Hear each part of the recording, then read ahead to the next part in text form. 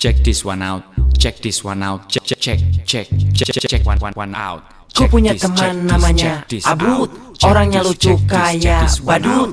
Oleh teman-teman dia disebut si tembem dan gendut. Tembem gendut, tembem dan gendut, tembem dan gendut, tembem gendut. Abud tidak tahan kuping ditutup. Mungkin kalau bisa pasti disekrup. Mulut komat kami kembang kuncup. Abud menjerit, Tembem gendut, check this out.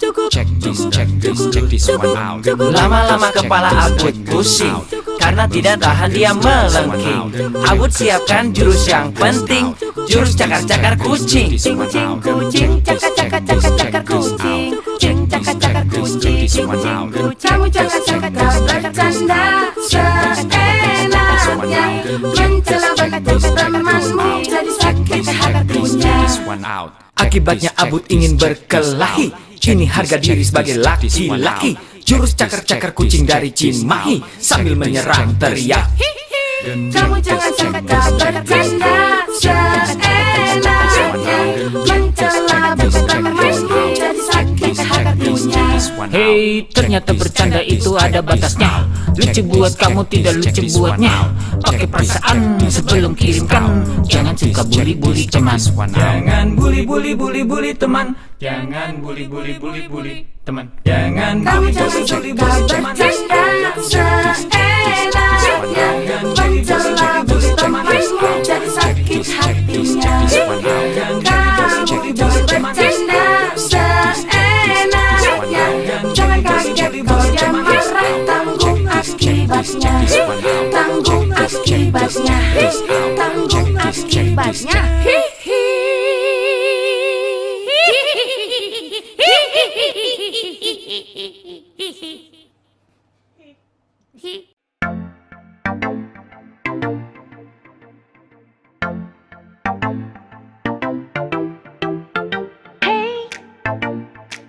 Kamu nonton apa? Pilihlah tontonan yang sesuai umur anak-anak kita. Hey, nonton ini aja. Hey, kau nonton dulu. Jangan sampai ketagihan. No. Hey, kita main saja. Aku sejak kecil belajar tanggung jawab dan juga peduli agar nanti aku siap untuk pimpin Indonesia. Hey, ini kan gak lucu. Hati-hati jejak digital kita, jangan sampai data anak tersebar. Hey, Akibatnya, akibatnya. aku sejak kecil belajar tanggung jawab dan juga peduli agar nanti aku siap untuk pimpin Indonesia. Ya, memang anak masa depan bangsa selalu jadi slogan di mana-mana. If we are the future, then you should make time. Don't just let internet mess with our mind. Punya gadget perlu tanggung jawab. Pakai benar masa depan mantap. Oh yeah, how can we tell what is right by ourselves? Yo, mom and dad, we need help. Aku sejak kecil belajar tanggung jawab dan juga peduli agar nanti aku siap untuk pimpin Indonesia. Aku sejak kecil belajar tanggung jawab dan juga peduli agar nanti aku siap untuk pimpin Indonesia. Untuk pimpin Indonesia.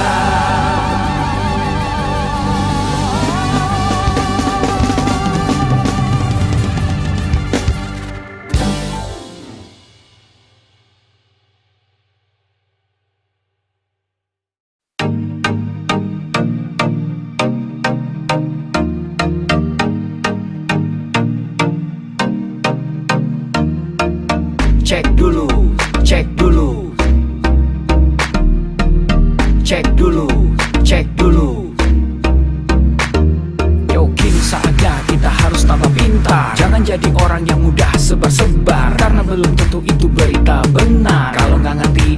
belajar. Mulailah curiga jika sudah suruh-suruh. Sebarkanlah, hey, tunggu dulu. Periksalah kalimat, kok banyak tanda seru. Banyak huruf besar, mata gue jadi ngilu. Coba dicari beritanya dulu. Mendingan begitu daripada keliru. Apa untungnya sebar kabar palsu, daripada nanti kamu yang malu. Cek dulu, daripada nanti kamu yang malu.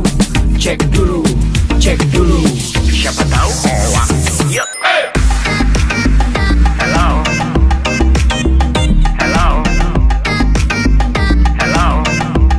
siapa tahu hoax. Yup.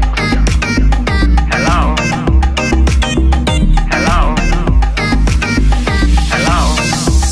siapa tahu hoax. Hoax itu konten yang negatif, tujuannya itu ya provokatif. Paling cocok buat orang yang sensitif. Kalau ke gue ya gak efektif, tapi semua suka yang positif. Misalnya video yang inspiratif, meme yang lucu, itu juga sip. Positif, kreatif, dan produktif. Coba dicari beritanya dulu. Mendingan begitu daripada keliru. Apa untungnya sebar kabar palsu, daripada nanti kamu yang malu. Cek dulu, daripada nanti kamu yang malu. Cek dulu, siapa tahu hoax. Yup. Hello,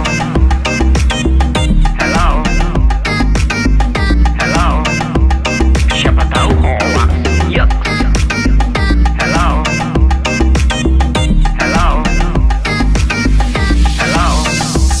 siapa tahu hoax.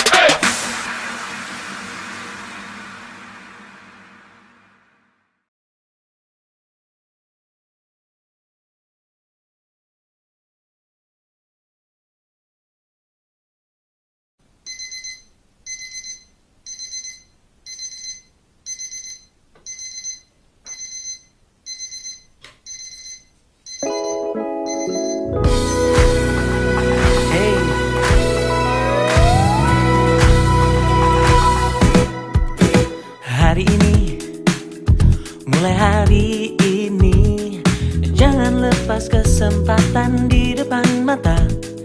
Bebas mencari yang jadi inspirasi, bebas mencipta apa yang disuka. Telusuri, terus telusuri, bacakan tanda tanya dalam sanubari. Oh, temukan kuncimu tanpa ragu lagi. Masa depanmu penuh warna-warni. Di dunia maya, kita semua punya cerita. Di dunia maya, kita semua bisa berkarya. Selama dunia masih berputar, Selama hati masih berdebar, semakin cakap kita beri yang terbaik untuknya.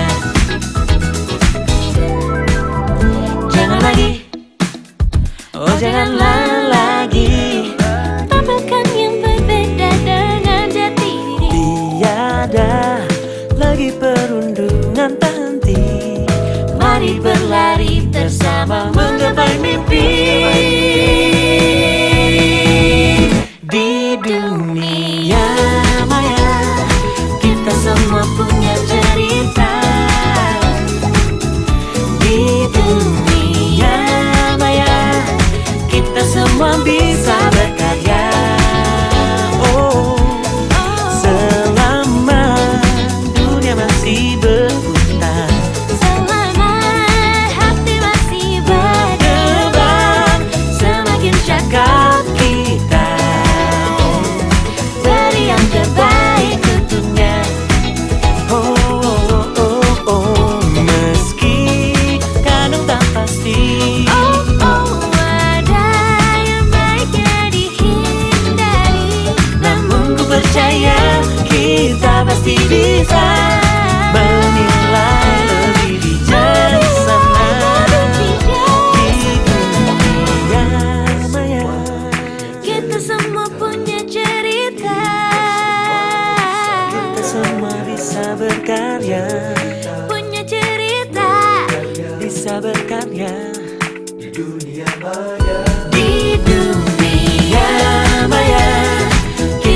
semua punya cerita.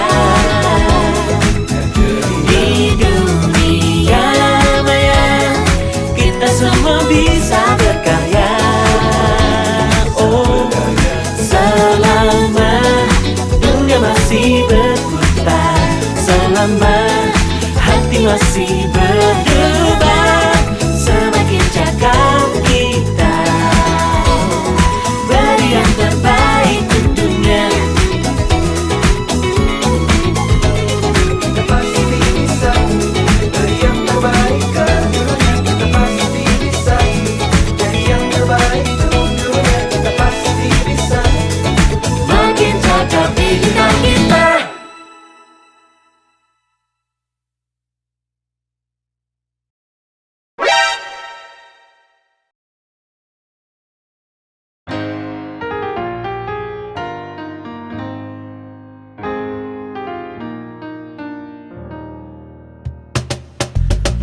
Tolong aku melolong, baca sosmed bikin aku bengong. Banyak berita isinya bohong, bikin orang jadi saling menggonggong. Seperti ada niat sebar kebencian, tanpa peduli akan ada kerugian. Seperti dapat munculnya permusuhan, karena tertipu jadi curigaan. Gue pernah baca hoax di sosmed, yang jadi merugikan tukang trompet. Katanya trompet bisa bikin kanker, trompet sih cuma bisa bikin bibir doer. Sylvester Stallone dibilang mati, Brad Pitt juga dibilang mati, Mr. Bean, Jackie Chan juga dibilang mati. Seneng banget doain orang mati. Harusnya ada etikanya bermain sosial media. Tak bisa asal mengirim tanpa dipikirin, bisa fatal akibatnya. Bersihkanlah udara kita dari kebencian. Sebarkan saja cintamu untuk Indonesia. Wahai kepada pengguna sosmed, mari bersatu sampai lengket. Jagalah persatuan, jangan lobet. Hati-hati banyak tukang copet. Hey, jangan sampai salah posting, bisa bikin orang jadi pusing. Cek dulu itu penting, jangan jadi cepat terpancing. Gue pernah takut salah minum, karena bahaya buat tulang sumsum. Hampir semua merek disebutkan, gara-gara itu gue kehausan. Gue tertipu isu PKI, katanya jutaan sudah dipersenjatai. Akibatnya gue keluar biaya, bikin persembunyian bawah tanah. Harusnya ada etikanya bermain sosial media. Tak bisa asal mengirim tanpa dipikirin, bisa fatal akibatnya. Bersihkanlah udara kita dari kebencian. Sebarkan saja cintamu untuk Indonesia. Bersihkanlah udara kita dari kebencian. Sebarkan saja cintamu untuk Indonesia.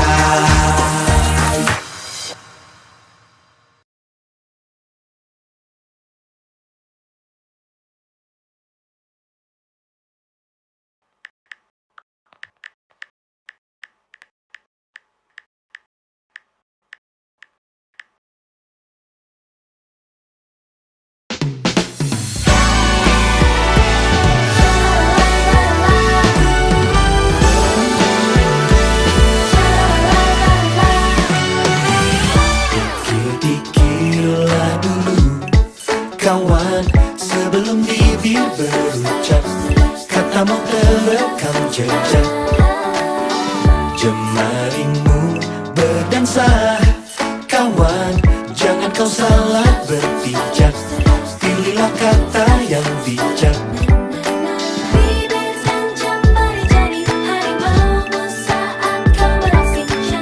Janganlah kau memangsa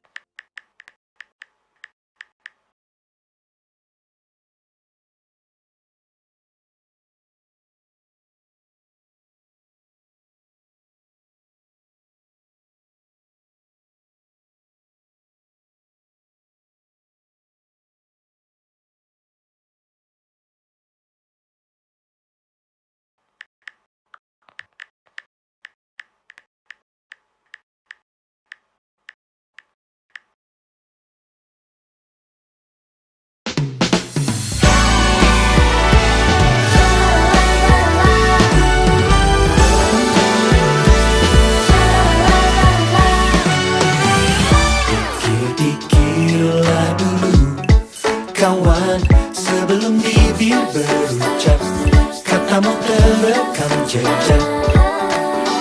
Jemarimu berdansa, kawan, jangan kau salah berpijak. Pilihlah kata yang bijak. Bibir dan jemari jadi harimaumu saat kau beraksi. Janganlah kau memangsa. Hati-hati bicara, awas ada hati yang terluka. Kalimatku bermakna bila pilih kata. Ayo kawan semua, berikan cinta pada dunia. Makin cakap bicara, makin cakap digital bersama. Awas jangan kau tertipu kata. Kau bingung-bingung yang mana benar apa dustaan. Gunakan hatimu untuk tahu jawabnya. Jangan mudah untuk percaya, kawan. Dengan semua yang kau baca, yang kau silaukan mata. Bibir dan jemari jadi harimaumu saat kau beraksi. Janganlah kau memangsa. Hati-hati bicara, awas ada hati yang terluka. Kalimatku bermakna bila pilih kata. Ayo kawan semua, berikan cinta pada dunia. Makin cakap bicara, makin cakap digital bersama.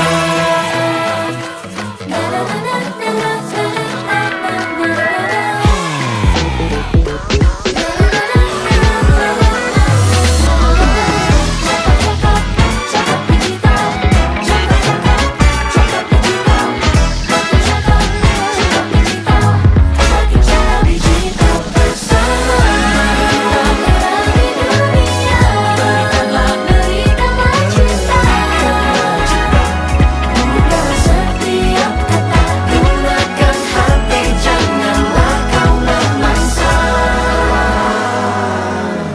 Oh, hati-hati bicara, awas ada hati yang terluka. Kalimatmu bermakna bila pilih kata. Ayo kawan semua, berikan cinta pada dunia. Makin cakap bicara, berbagi bersama. Hati-hati bicara, hati-hati terluka. Kalimatmu bermakna bila pilih kata. Ayo kawan semua, berikan cinta pada dunia. Berani bersuara, bukan asal bicara. Makin cakap digital bersama.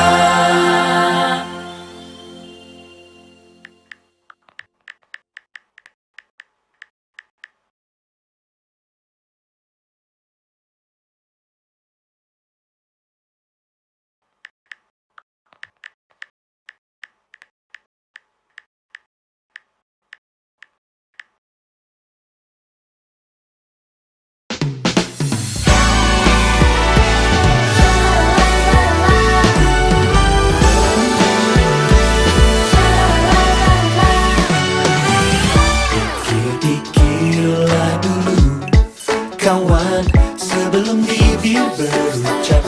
Katamu terekam jejak. Jemarimu berdansa, kawan, jangan kau salah berpijak. Pilihlah kata yang bijak. Bibir dan jemari jadi harimaumu saat kau beraksi. Janganlah kau memangsa. Hati-hati bicara, awas ada hati yang terluka. Kalimatku bermakna bila pilih kata. Ayo kawan semua, berikan cinta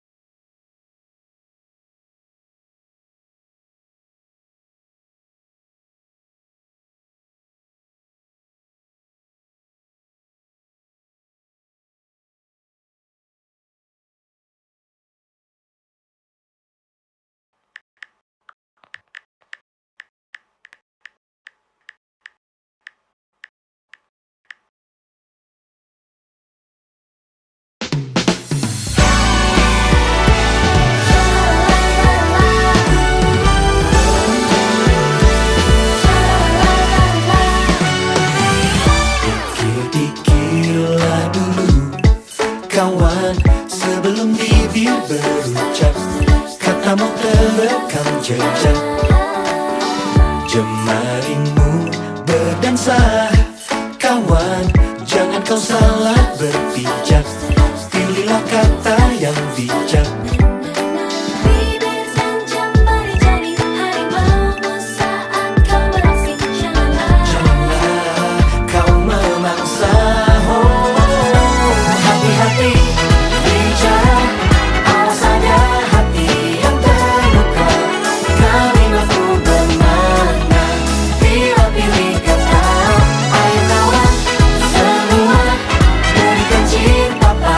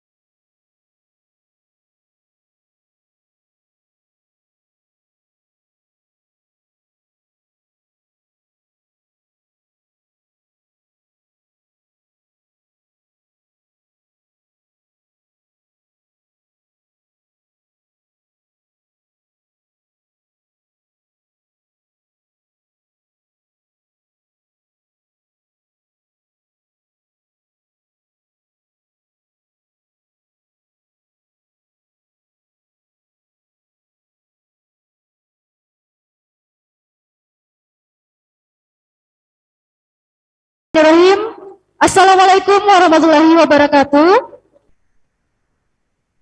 Salam sejahtera. Assalamualaikum warahmatullahi wabarakatuh. Salam sejahtera.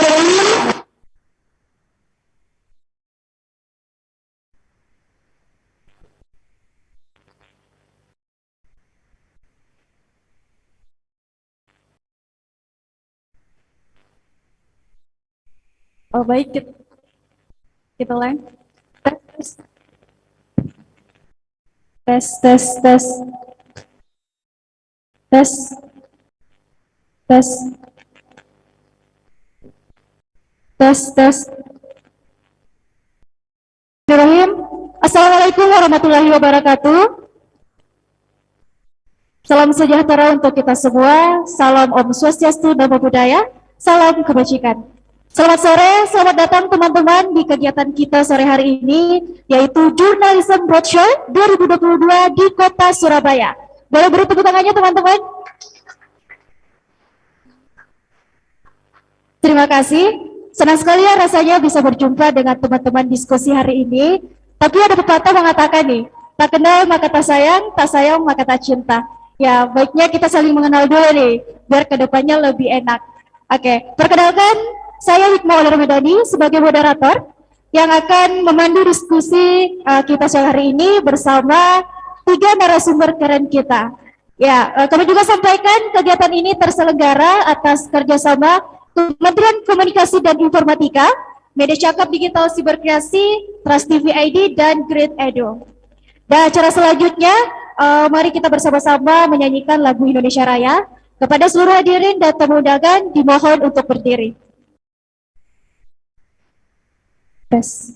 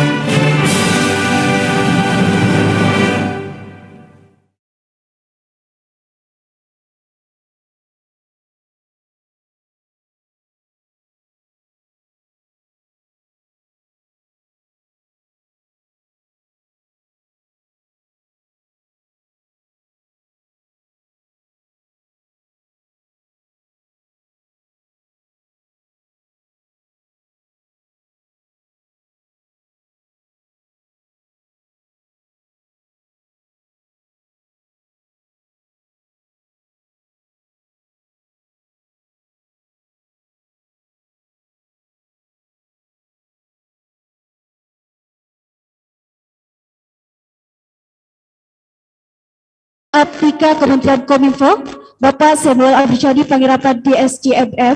Namun dalam kesempatan ini beliau belum sempat bergabung bersama kita.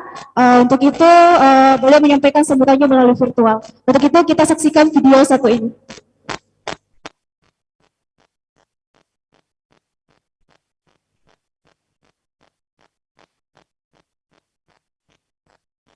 wabarakatuh. Salam sejahtera, Om Swastiastu, Namo Buddhaya, salam kebajikan, salam sehat bagi kita semua. Bapak Ibu tamu undangan dan para narasumber yang saya hormati, juga rekan-rekan peserta kegiatan program literasi digital nasional dengan hashtag Indonesia Makin Cakap Digital. Merupakan suatu kebanggaan bagi saya pribadi untuk turut hadir dan membuka kegiatan kelas literasi digital, khususnya bagi rekan-rekan komunitas, media, serta para pemangku kepentingan panjemuk lainnya di seluruh wilayah Indonesia termasuk wilayah 3T. Melalui kegiatan kali ini, izinkan saya untuk menyampaikan sepatah dua patah kata yang saya harap dapat menjadi bara semangat untuk Bapak Ibu sekalian dalam bergandengan tangan mewujudkan Indonesia Makin Cakap Digital. Bapak Ibu hadirin yang terhormat, pesatnya perkembangan teknologi yang semakin terpacu dengan adanya pandemi COVID-19 telah mendorong kita untuk berinteraksi dan melakukan berbagai kegiatan aktivitas di ruang digital. Kehadiran teknologi digital sebagai bagian dari kehidupan bermasyarakat inilah yang kian mempertegas bahwa kita sedang berada di era percepatan transformasi digital. Pada awal tahun 2022 ini, Hotsuite dan We Are Social melaporkan bahwa jumlah pengguna internet di Indonesia telah mencapai 204,7 juta orang atau meningkat 2,1 juta dari tahun sebelumnya. Saya yakin angka ini akan terus meningkat dari tahun ke tahunnya. Namun, masifnya penggunaan internet di Indonesia harus kita akui membawa serta berbagai risiko, seperti penipuan online, hoax, cyberbullying, dan konten-konten negatif lainnya. Oleh karena itu, peningkatan penggunaan teknologi ini perlu diimbangi dengan kapasitas literasi digital yang mumpuni agar masyarakat dapat memanfaatkan teknologi digital dengan produktif, bijak, dan tepat guna.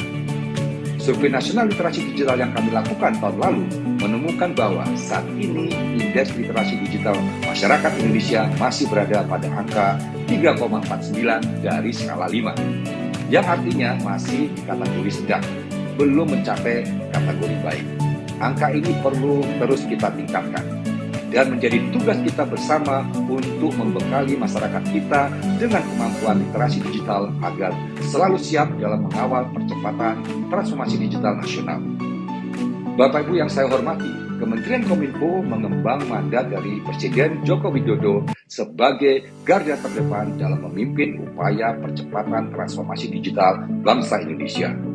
Dalam mencapai visi dan misi tersebut, Kementerian Kominfo memiliki peran sebagai regulator, fasilitator, dan akselerator di bidang digital di Indonesia.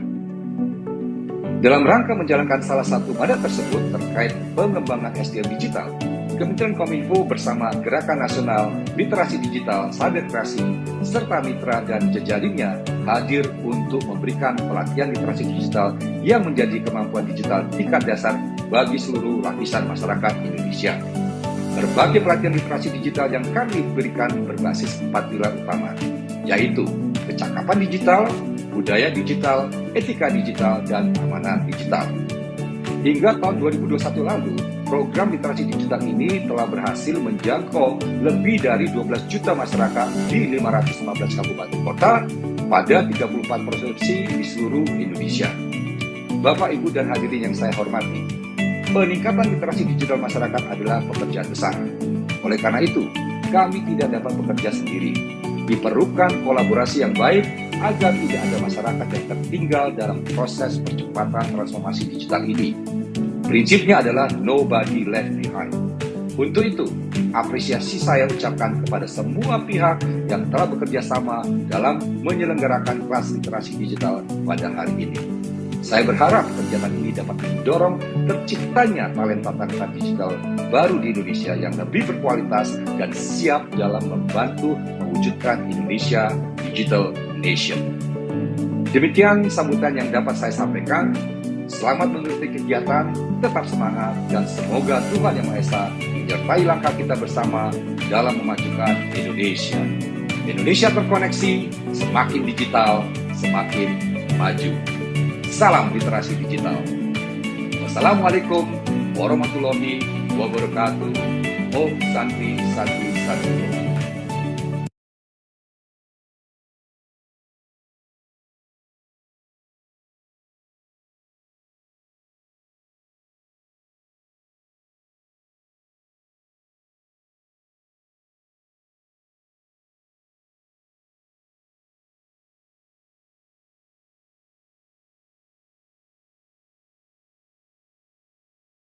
spesial nih teman-teman. Kita sambut keynote speaker kedua kita, ada Bapak Ketua DPRD Kota Surabaya, Bapak Adi Sutarwijono, atau lebih akrab disapa Cak Awi. Betul Pak? Selamat datang. Selamat datang spesial di siapa terima kasih ya.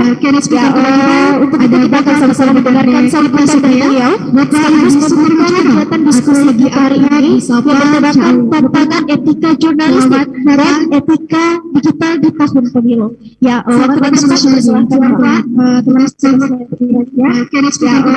Untuk itu kita akan sama-sama mendengarkan sambutan beliau sekaligus membuka kegiatan diskusi di hari ini yang bertemakan tantangan etika jurnalistik dan etika digital di tahun pemilu. Assalamualaikum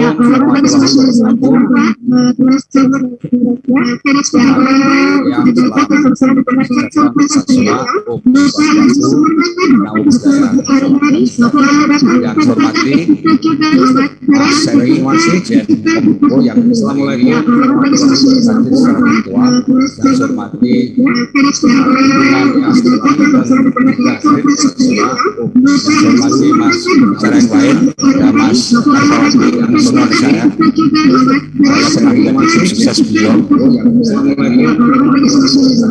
Sekarang gantian. Kemudian ada Mas Rojak dari Ketua CCI Surabaya, Mas Soleh dari LBH dan kawan-kawan jurnalis Kota Surabaya. Saya cintai dan sukses beliau. Ini adalah era yang dimana kita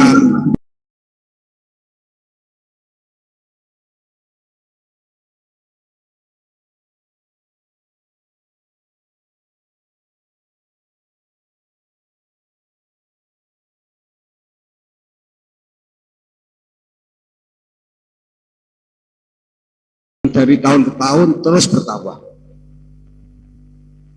Juga perilaku membaca media media sosial lebih banyak ketimbang membaca berita online, apalagi berita cetak.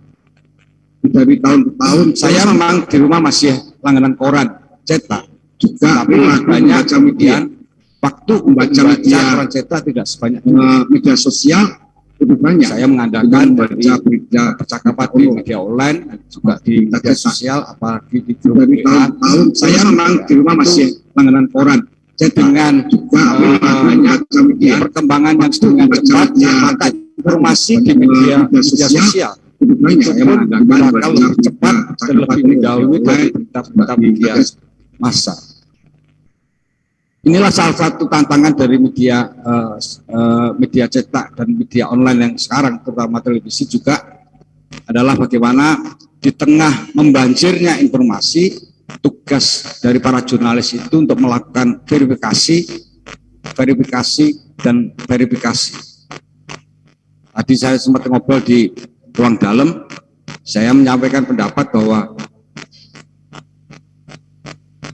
tantangan etika jurnalistik yang sekarang, jika wartawan semakin mumpuni, semakin menguasai teknik-teknik jurnalistik, maka dia akan semakin berhati-hati dalam menggunakan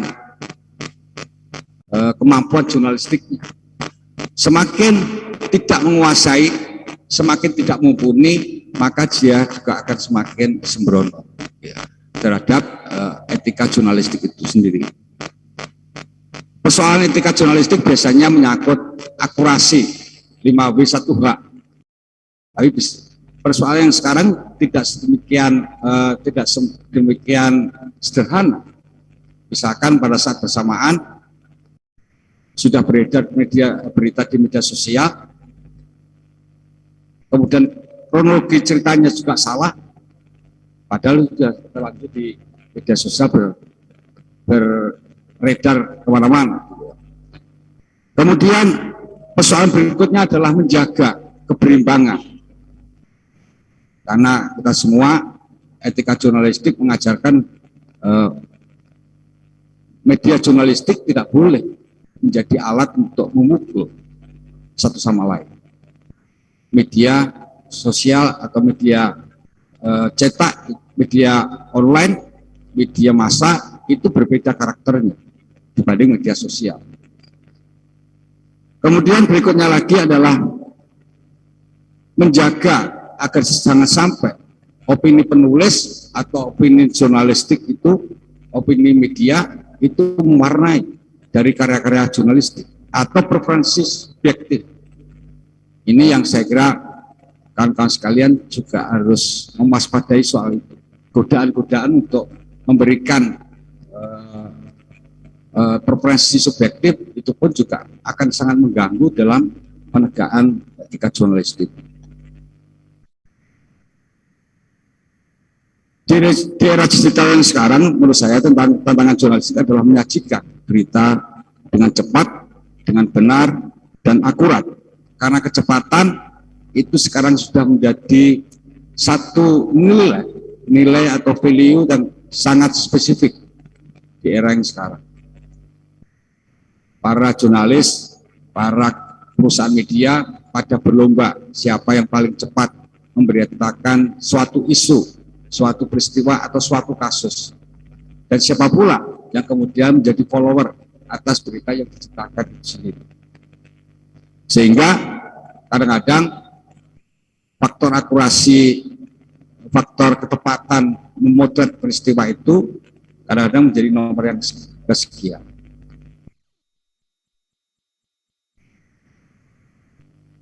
Kemudian di era yang digital sekarang terdapat persaingan ketat antar media massa. Siapa yang lebih dulu, itulah yang kemudian akan memimpin opini. Kemudian tantangan berikutnya adalah memberikan ruang hak jawab dari pihak-pihak yang merasa dirugikan oleh pemberitaan media. Banyak yang kemudian beritanya sudah terlanjur beredar, kemudian hak jawabnya diberikan tegak belakangan. Tidak secepat dia memberitakan itu.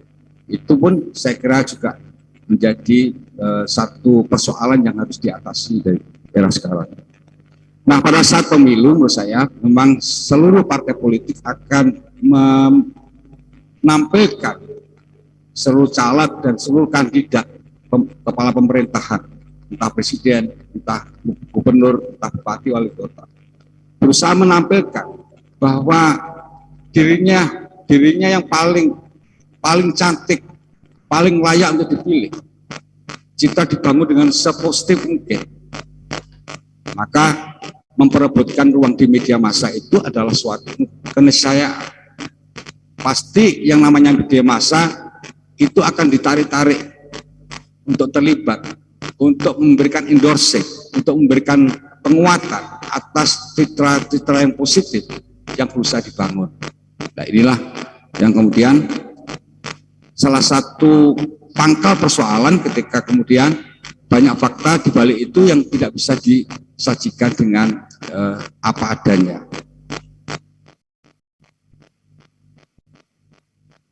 Maka wajar kalau di masa pemilu, mumpung ini masih belum saatnya masa kampanye pemilu, di masa pemilu pasti semua kontestan akan berebut di ruang media untuk mendapatkan porsi yang besar, bahkan lebih besar dari yang lain.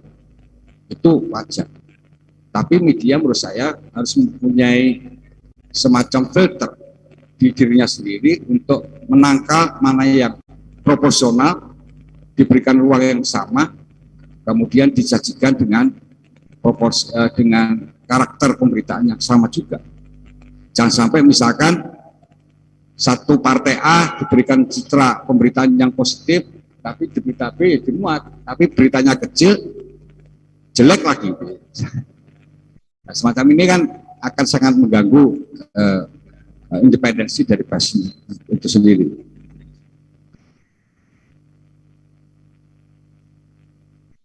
Nah, kemudian melalui pemberitaan di media massa dan dalam kontestasi pemilu, maka layar ramai akan memperoleh pencerahan.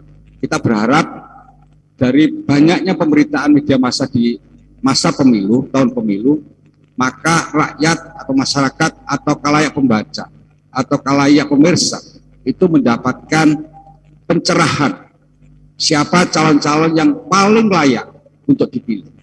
Siapa partai politik yang paling layak untuk dipilih? Bukan dari yang terbaik dari yang stok yang ada. Ini masalahnya bukan persaingan antara yang tidak layak menjadi dan layak, tapi yang stok yang ada, pendaftar yang ada, dari calon-calon yang ada, dari partai politik yang ada yang lolos pemilu, mana yang paling baik untuk dipilih. Itu yang harus diberikan preferensi oleh media massa.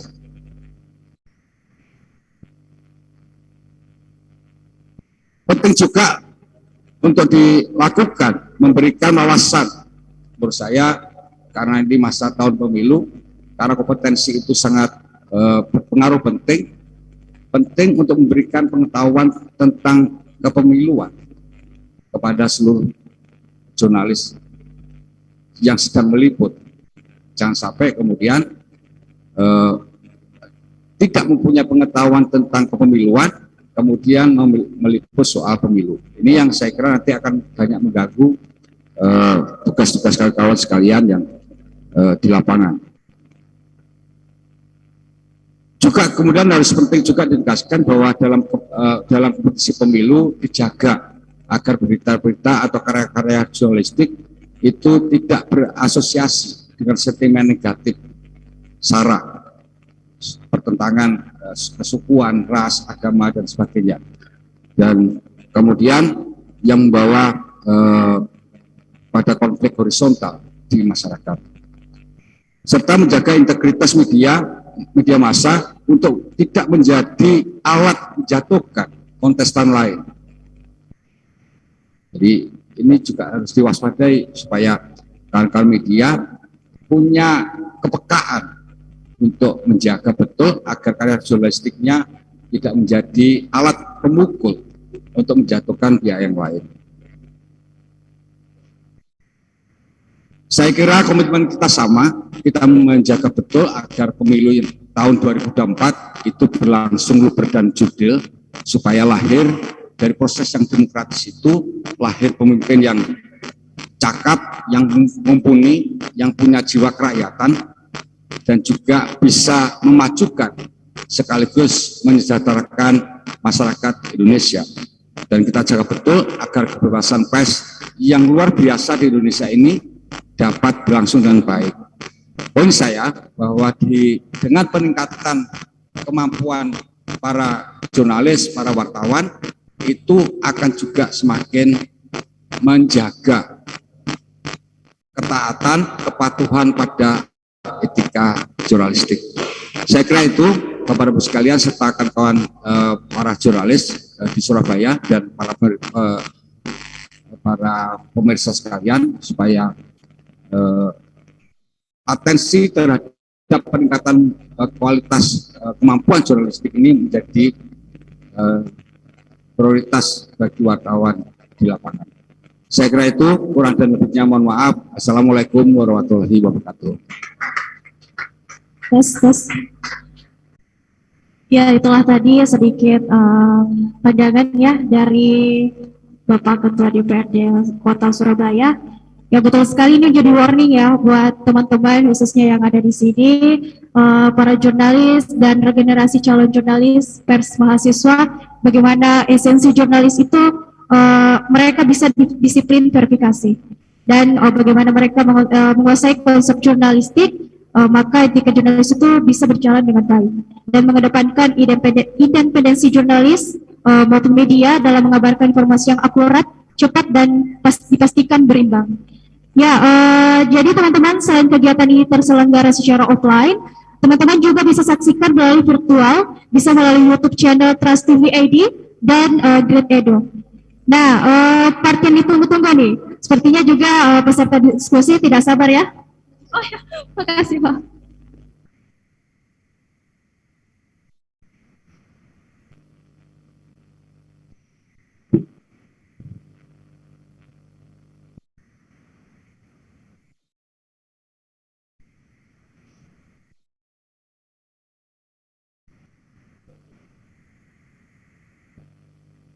Ya, silakan kepada tiga narasumber kita untuk duduk di tempat yang telah disediakan.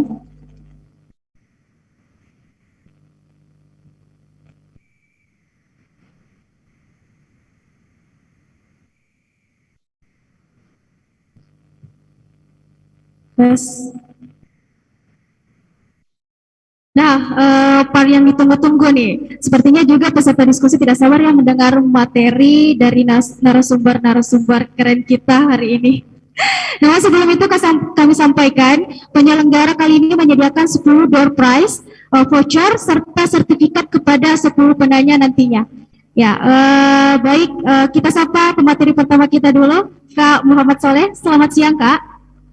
Merupakan Ketua Divisi Pengembangan Kerjasama LBH Kota Surabaya. Nah, selanjutnya ada Kak Lukman Rasad, sekarang sebagai Ketua IJTI Surabaya. Tapi kelihatannya kok lebih muda ya dibandingkan di foto. Lebih muda, lebih fresh ya.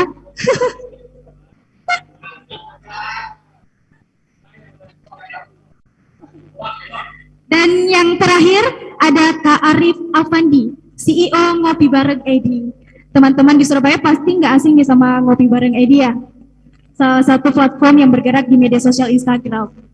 Ya, baik teman-teman diskusi kita pada hari ini, tema kita yaitu tantangan etika jurnalistik dan etika digital di tahun pemilu.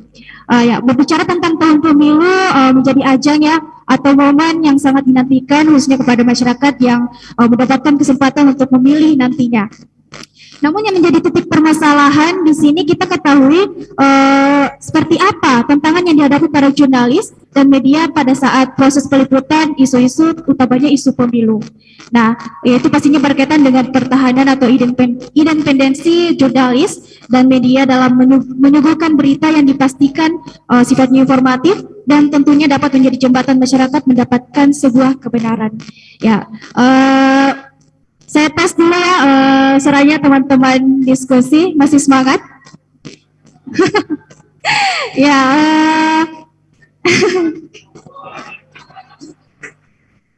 ya tidak perlu berlama-lama, sepertinya pemateri juga sudah siap. Langsung saja kita ke pemateri pertama, ada Kak Muhammad Saleh yang akan memaparkan materinya. Waktu dan tempat dipersilakan, Kak.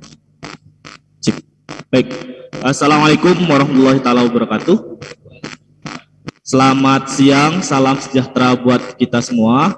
Pertama saya ucapkan terima kasih kepada panitia yang telah mengundang saya. Sungguh suatu kehormatan bagi saya bisa duduk bareng para jurnalis senior, wartawan senior. Saya mungkin dulu di dunia jurnalis hanya selesai di jurnalis mahasiswa. Jadi setelah selesai kuliah, bukan selesai kuliah ya, setelah semester 6 langsung di LBH Surabaya dan alhamdulillah sampai sekarang masih di LBH Surabaya. Nah, tadi sebenarnya pada dasarnya sudah banyak dibahas ya oleh Pak Ketua DPRD Kota Surabaya terkait bagaimana tantangan jurnalis ya, etika jurnalis di tahun pemilu. Kita ketahui bersama pada masyarakat kita tentu dalam penggunaan media sosial tadi sudah disampaikan persentasenya. Kalau saya lihat 2022 persentasenya pengguna media sosial kita bahkan sampai 190-an juta. Ini sangat luar biasa sekali karena apa? Kemudian arus informasi yang akan kemudian masuk ke masyarakat juga akan semakin cepat. Nah, arus informasi yang semakin cepat itu juga menjadi tantangan tersendiri bagi seorang jurnalis tentunya. Bagaimana kemudian berpacu berita yang akan diberitakan dengan masyarakat atau citizen journalism yang lebih cepat kadang foto kirim ke medsos dan lain sebagainya. Ini akan menjadi tantangan tersendiri bagi seorang jurnalis yang kemudian dia tetap cepat tapi kemudian akurat. Nah, ini cepat, akurat, dan kemudian berimbang. Nah, ini menjadi problem tersendiri ketika ya dikejar dengan kecepatan itu tadi. Karena kalau lambat sedikit sudah istilahnya kalau bahasa hukum daluarsa, sudah kadaluarsa beritanya. Nah, ini salah satu tantangan yang menurut kami juga cukup berat bagi teman-teman jurnalis ketika harus berpacu dengan kecepatan informasi di dunia media sosial. Karena kita tahu sendiri juga bagaimana media-media jurnalis atau media pemberitaan saat ini juga memiliki media sosial, gitu kan? Juga memiliki media sosial, media online yang kemudian tidak hanya diberitakan di dalam media cetak atau media televisi, tapi juga diberitakan atau diwartakan di media sosial. Nah, ini beberapa tantangan, dan salah satunya tadi juga dijelaskan, salah satu tantangan seorang jurnalis adalah bagaimana kemudian bisa berimbang. Nah, ini yang cukup berat. Kami LBH Surabaya kemudian beberapa kali ya, kemudian melaporkan salah satu media, ini bukan dalam konteks pemilu sebelumnya. Jadi ada kasus yang kita tangani di salah satu wilayah di Jawa Timur, yang kemudian ya beritanya tidak berimbang terhadap apa yang kami sampaikan dan lain sebagainya tidak dimuat. Akhirnya kemudian kita coba klarifikasi, minta hak jawab, juga tetap tidak ada perubahan. Akhirnya kita bawa kasus itu kepada Dewan Pers, kemudian Dewan Pers memanggil, yang ketika diklarifikasi oleh Dewan Pers, kemudian media ini menyampaikan bahwa ya ini bukan berita, ini iklan. Nah, ini yang agak repot memang untuk membatasi antara iklan dan pemberitaan. Nah, ini menjadi tantangan tersendiri, karena kalau kita berbicara pemberitaan tentu ya itu harus berimbang, tapi kalau iklan tapi isinya berita, nah ini agak repot ya. Itu salah satu menjadi tantangan tersendiri dalam jurnalisme. Dan yang selanjutnya juga menjadi tantangan bagi seorang jurnalis adalah yaitu tadi keberpihakan pemilik media. Kita tahu sendiri dalam konteks pemilu ya, kalau kita belakang di pemilu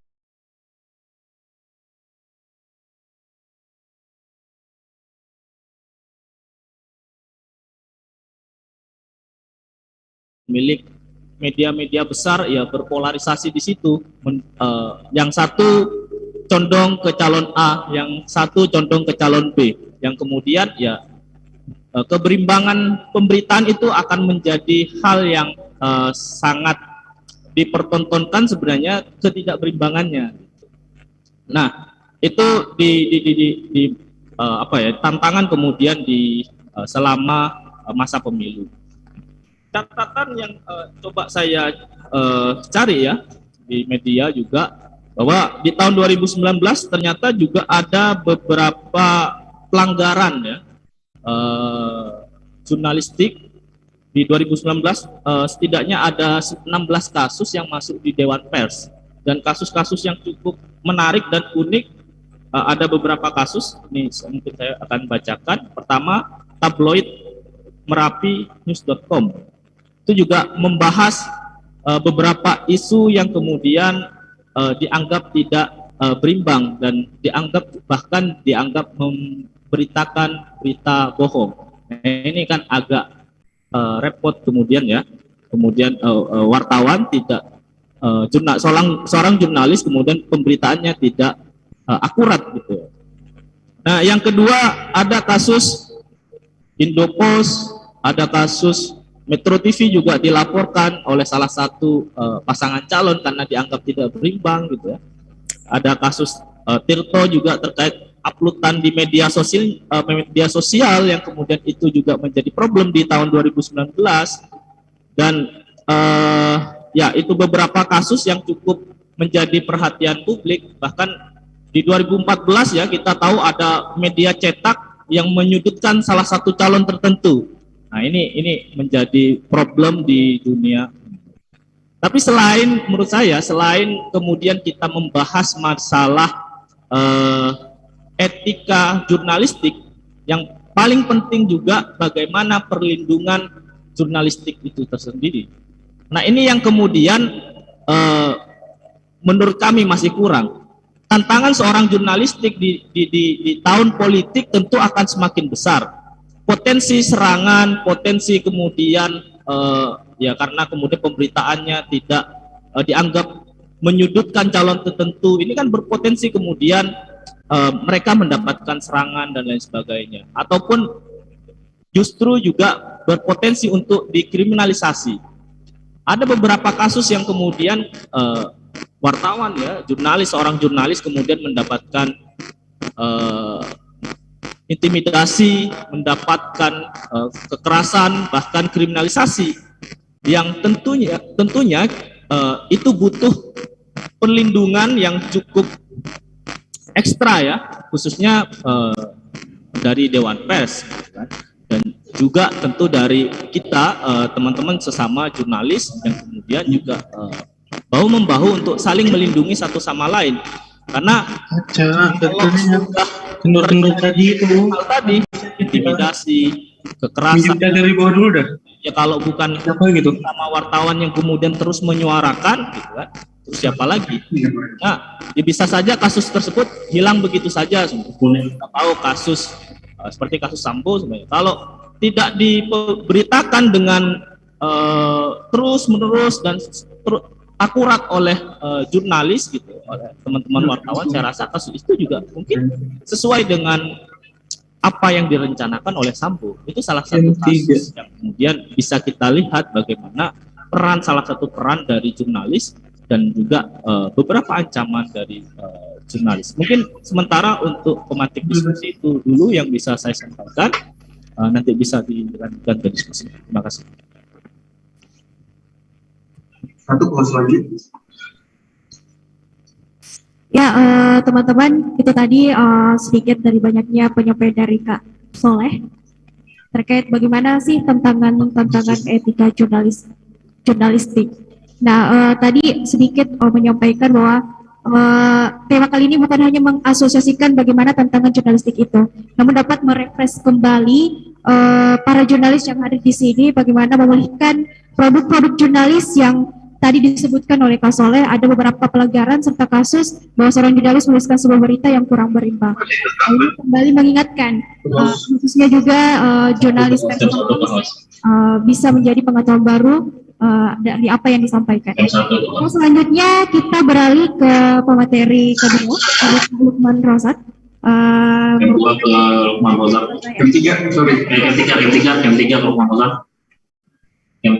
Rozak. Yang dua standby. Ceknya ini agak lumayan. Bismillahirrahmanirrahim. Assalamualaikum warahmatullahi wabarakatuh. Bismillah, alhamdulillah, la hawla wa la quwata illa billah.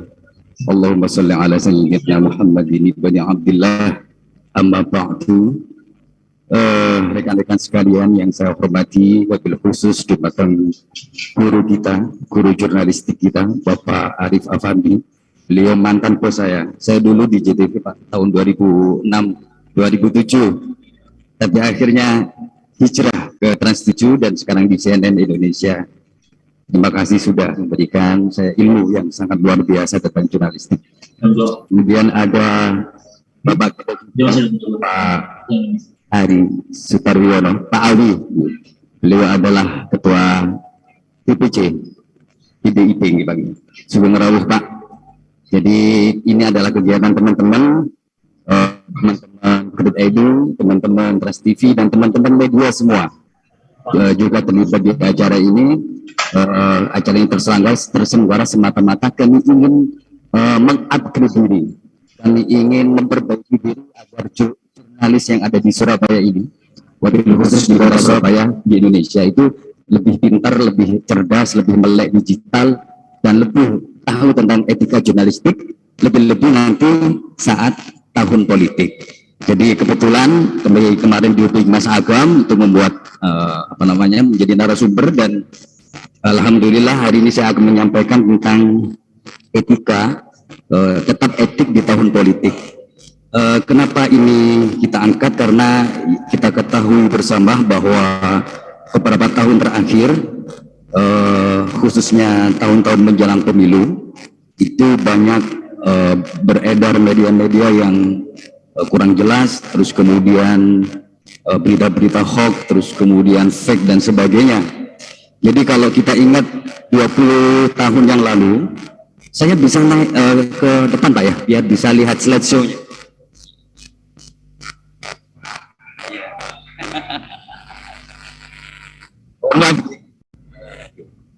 Jadi kalau 20 tahun ke depan Pak, itu kalau kita ingin melihat berita Pak, kita harus kumpul dulu 9 untuk lihat dunia dalam berita.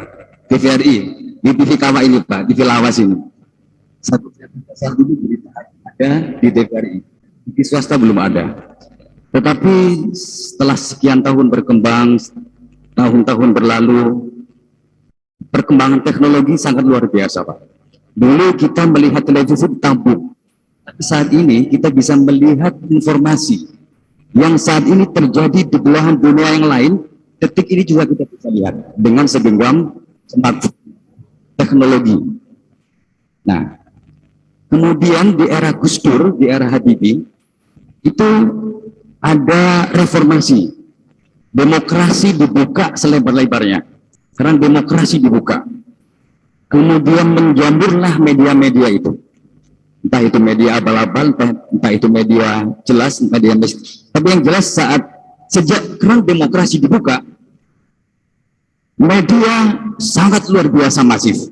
Mulai cetak, online, televisi berkembang biak, menjamur di mana-mana. Pertanyaannya begini Pak, yang jadi masalah, perkembangan teknologi ini, perkembangan media digital, perkembangan media sosial itu tidak diimbangi dengan sumber daya manusia yang mumpuni. Banyak jurnalis kita yang belum paham tentang jurnalistik. Banyak jurnalis kita yang tidak paham tentang etika jurnalistik. Banyak jurnalis kita yang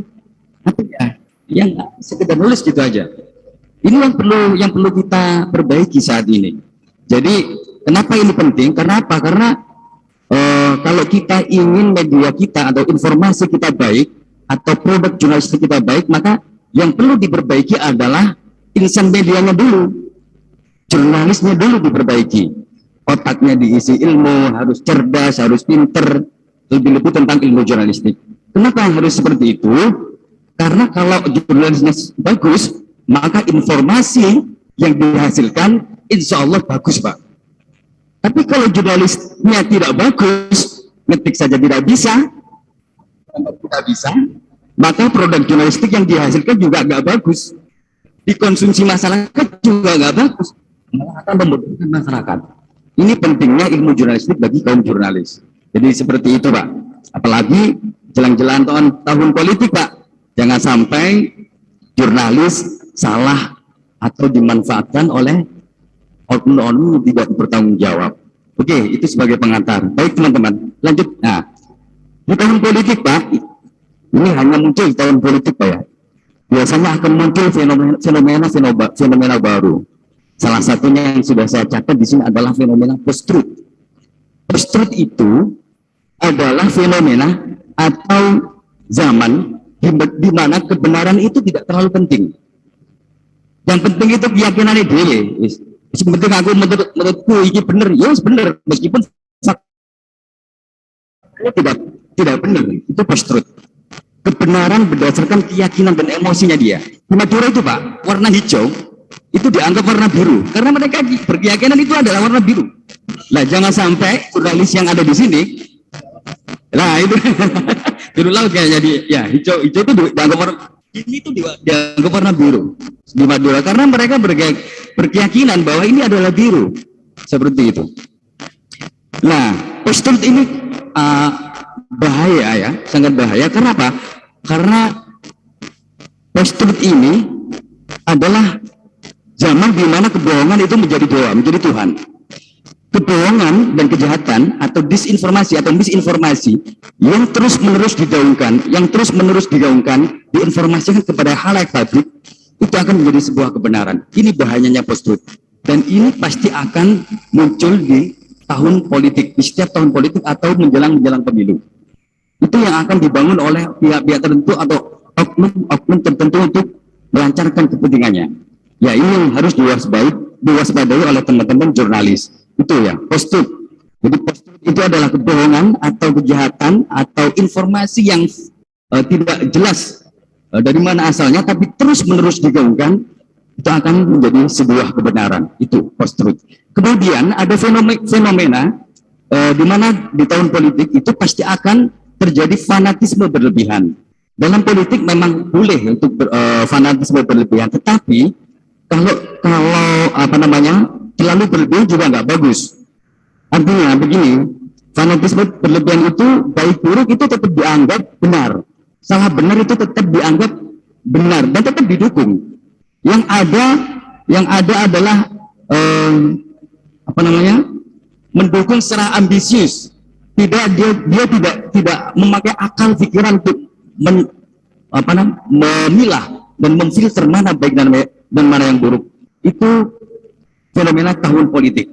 Yang ketiga, yang paling sering kita lihat adalah hoax dan fake, informasi hoax atau berita palsu. Di 10 tahun terakhir sejak pemilu 2014 kemarin, berita fake itu sangat membanjiri di media sosial kita. Sampah media, kita anggap ini sebagai sampah media. Ini kenapa terjadi? Karena masyarakat kita itu masih kurang literasinya, Pak. Jadi kekayaan literasi di otak kita itu masih kurang. Dan ini sangat diminati dan masyarakat menerima ini. Ada demand, juga ada yang menyuplai. Masyarakat mau dan penyuplai juga ada. Jadi ini hoax. Dan hoax ini sangat berbahaya, Pak. Hoax ini adalah virus demokrasi. Virus demokrasi. Yang benar dikatakan salah, yang salah dikatakan benar. Ini fake ya. Hoax. Terus kemudian ada fenomena baru lagi. Polarisasi agama atau politik identitas. Polarisasi agama ini kalau dulu kita di tahun pemilu 19 kemarin itu ada antara zamannya Ahok ya, Ahok itu surat apa itu Al-Maidah. Ini kan sebenarnya pernyataan Ahok yang tidak perlu diperdebatkan sebenarnya, karena dia hanya apa namanya menyampaikan apa yang ada dalam hatinya.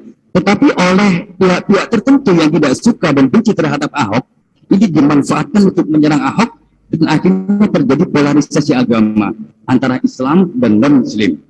Terus kemudian ada politik identitas, ada julukan kampret dan cebong. Bahkan sekarang ada kadal gurun, mudah-mudahan ini tidak terjadi di tahun 2024 besok. Mudah-mudahan calon presidennya lebih dari 2 orang, biar polarisasi agama dan politik identitas ini tidak ada.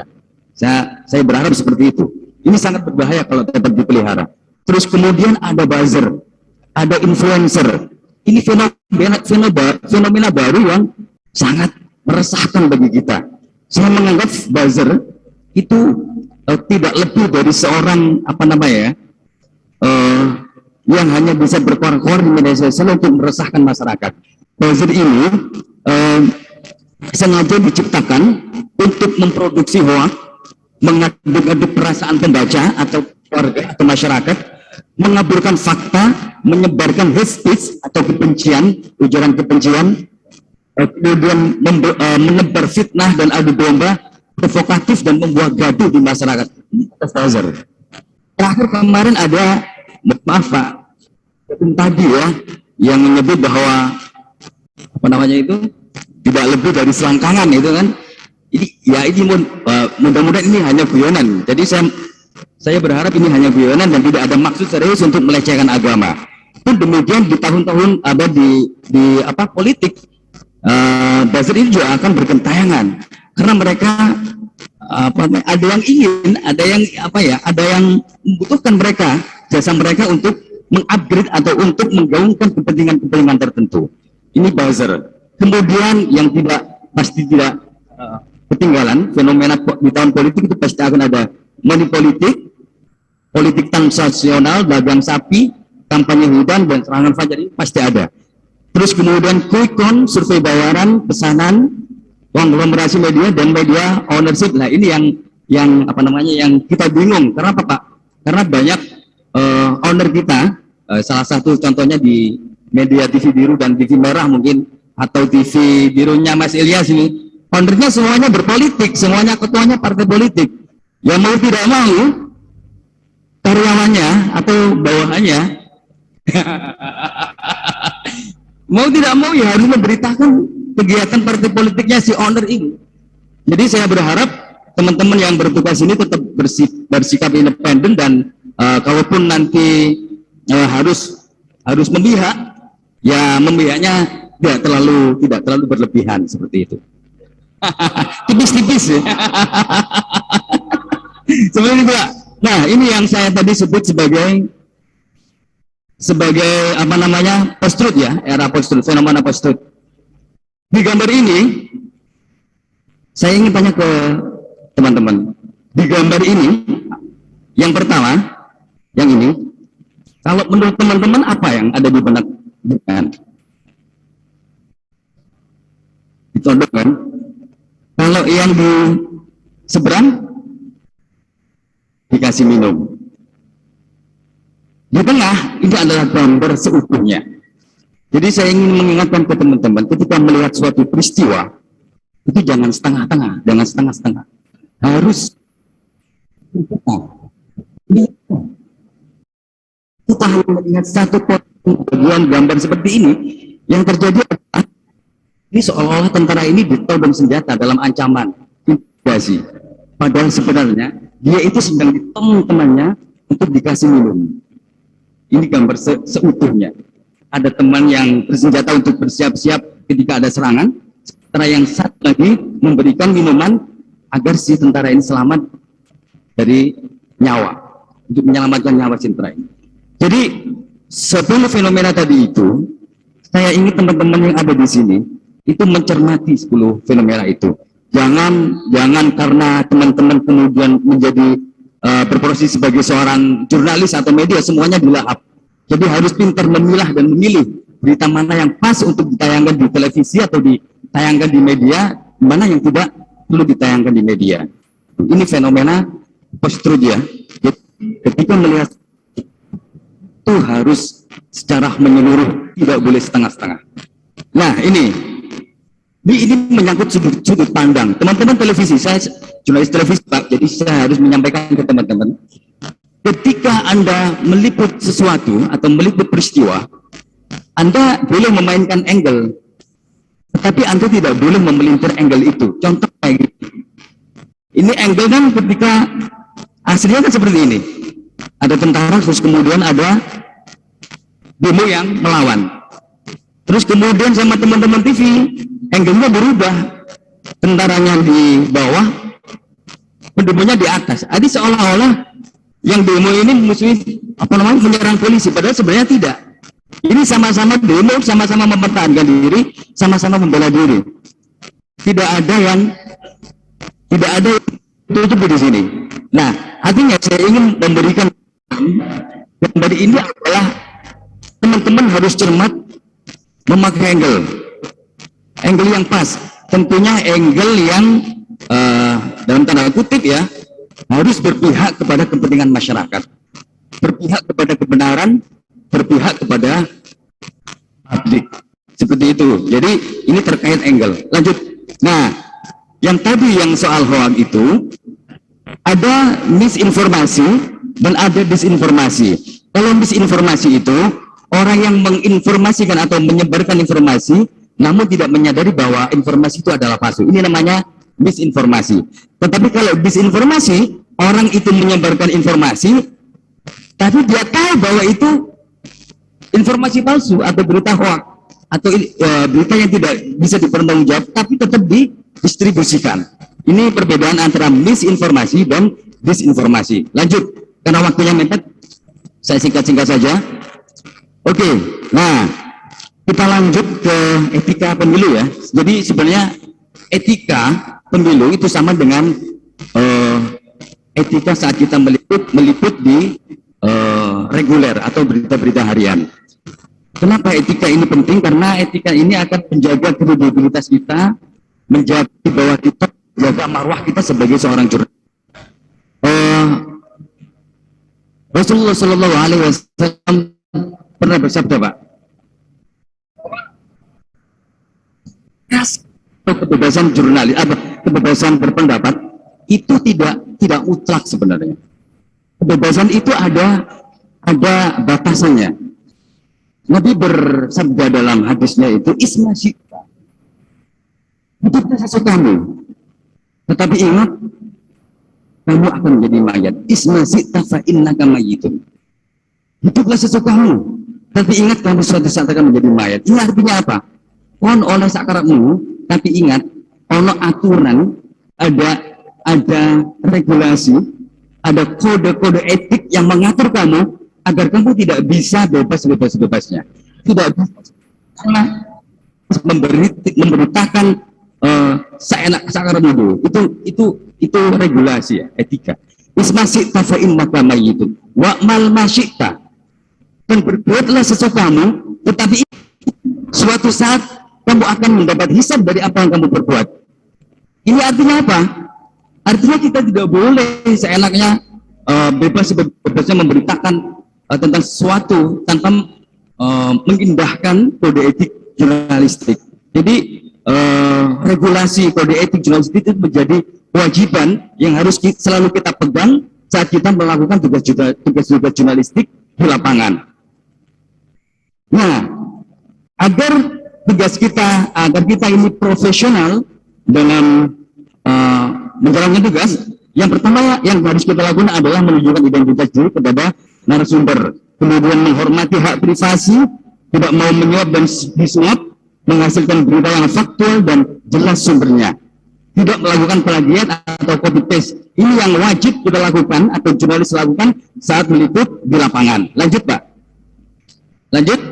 Nah, ketika meliput di lapangan Pak, itu pasti akan menemukan beberapa fenomena-fenomena, kejadian-kejadian. Kadang-kadang tanpa kita sadari, sebenarnya kita ini tanpa harus hadir di lapangan, itu sudah terbantu dengan adanya netizen jurnalisme atau jurnalisme warga. Video banyak beredar di media sosial. Kadang-kadang kita belum sampai di lapangan, video itu sudah beredar di media sosial. Ya, untuk menjadikan produk ini menjadi produk jurnalis, apa yang harus kita lakukan? Yang pertama adalah konfirmasi, kemudian klarifikasi, verifikasi, dan bila perlu investigasi.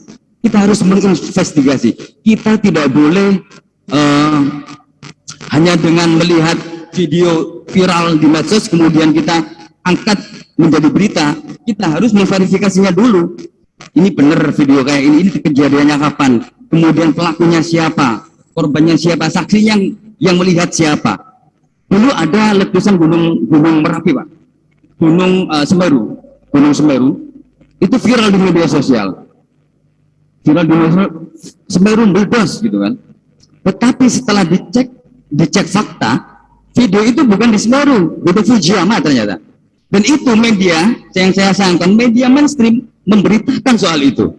Artinya apa? Media mainstream saat ini juga malas melakukan verifikasi itu, malas melakukan verifikasi, malas melakukan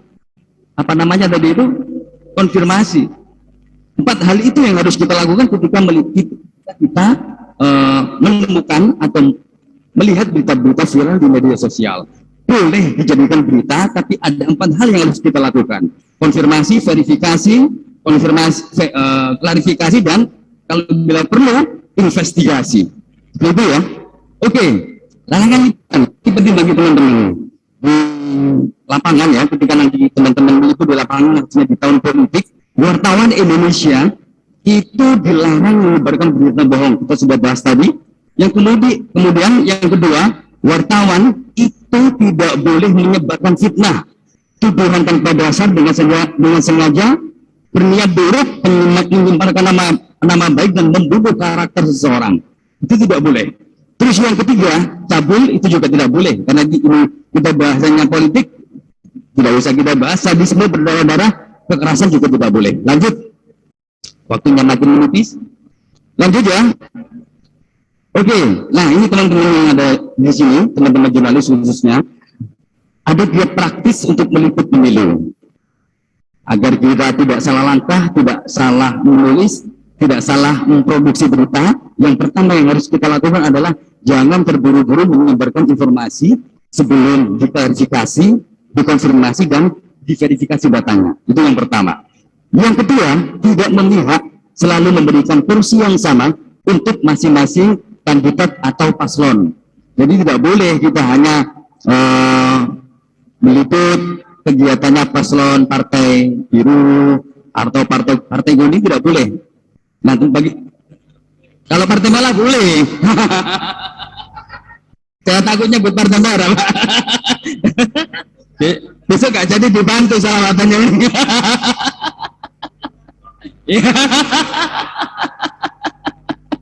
Oke ya, tidak boleh berpihak, harus independen. Terus kemudian yang ketiga, menghormati perbedaan dan keberagaman, bahwa di Indonesia ini adalah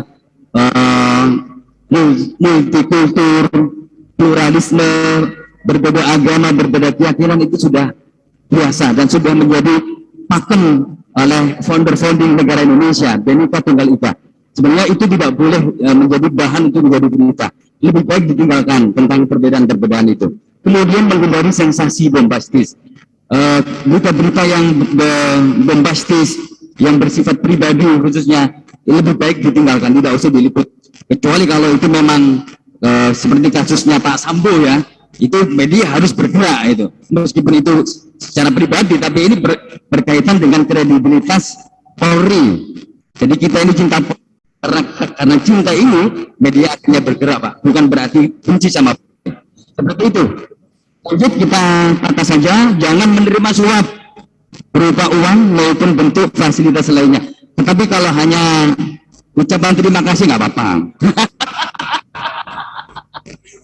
Nggak gini-gini nggak apa. Yang penting tidak mempengaruhi.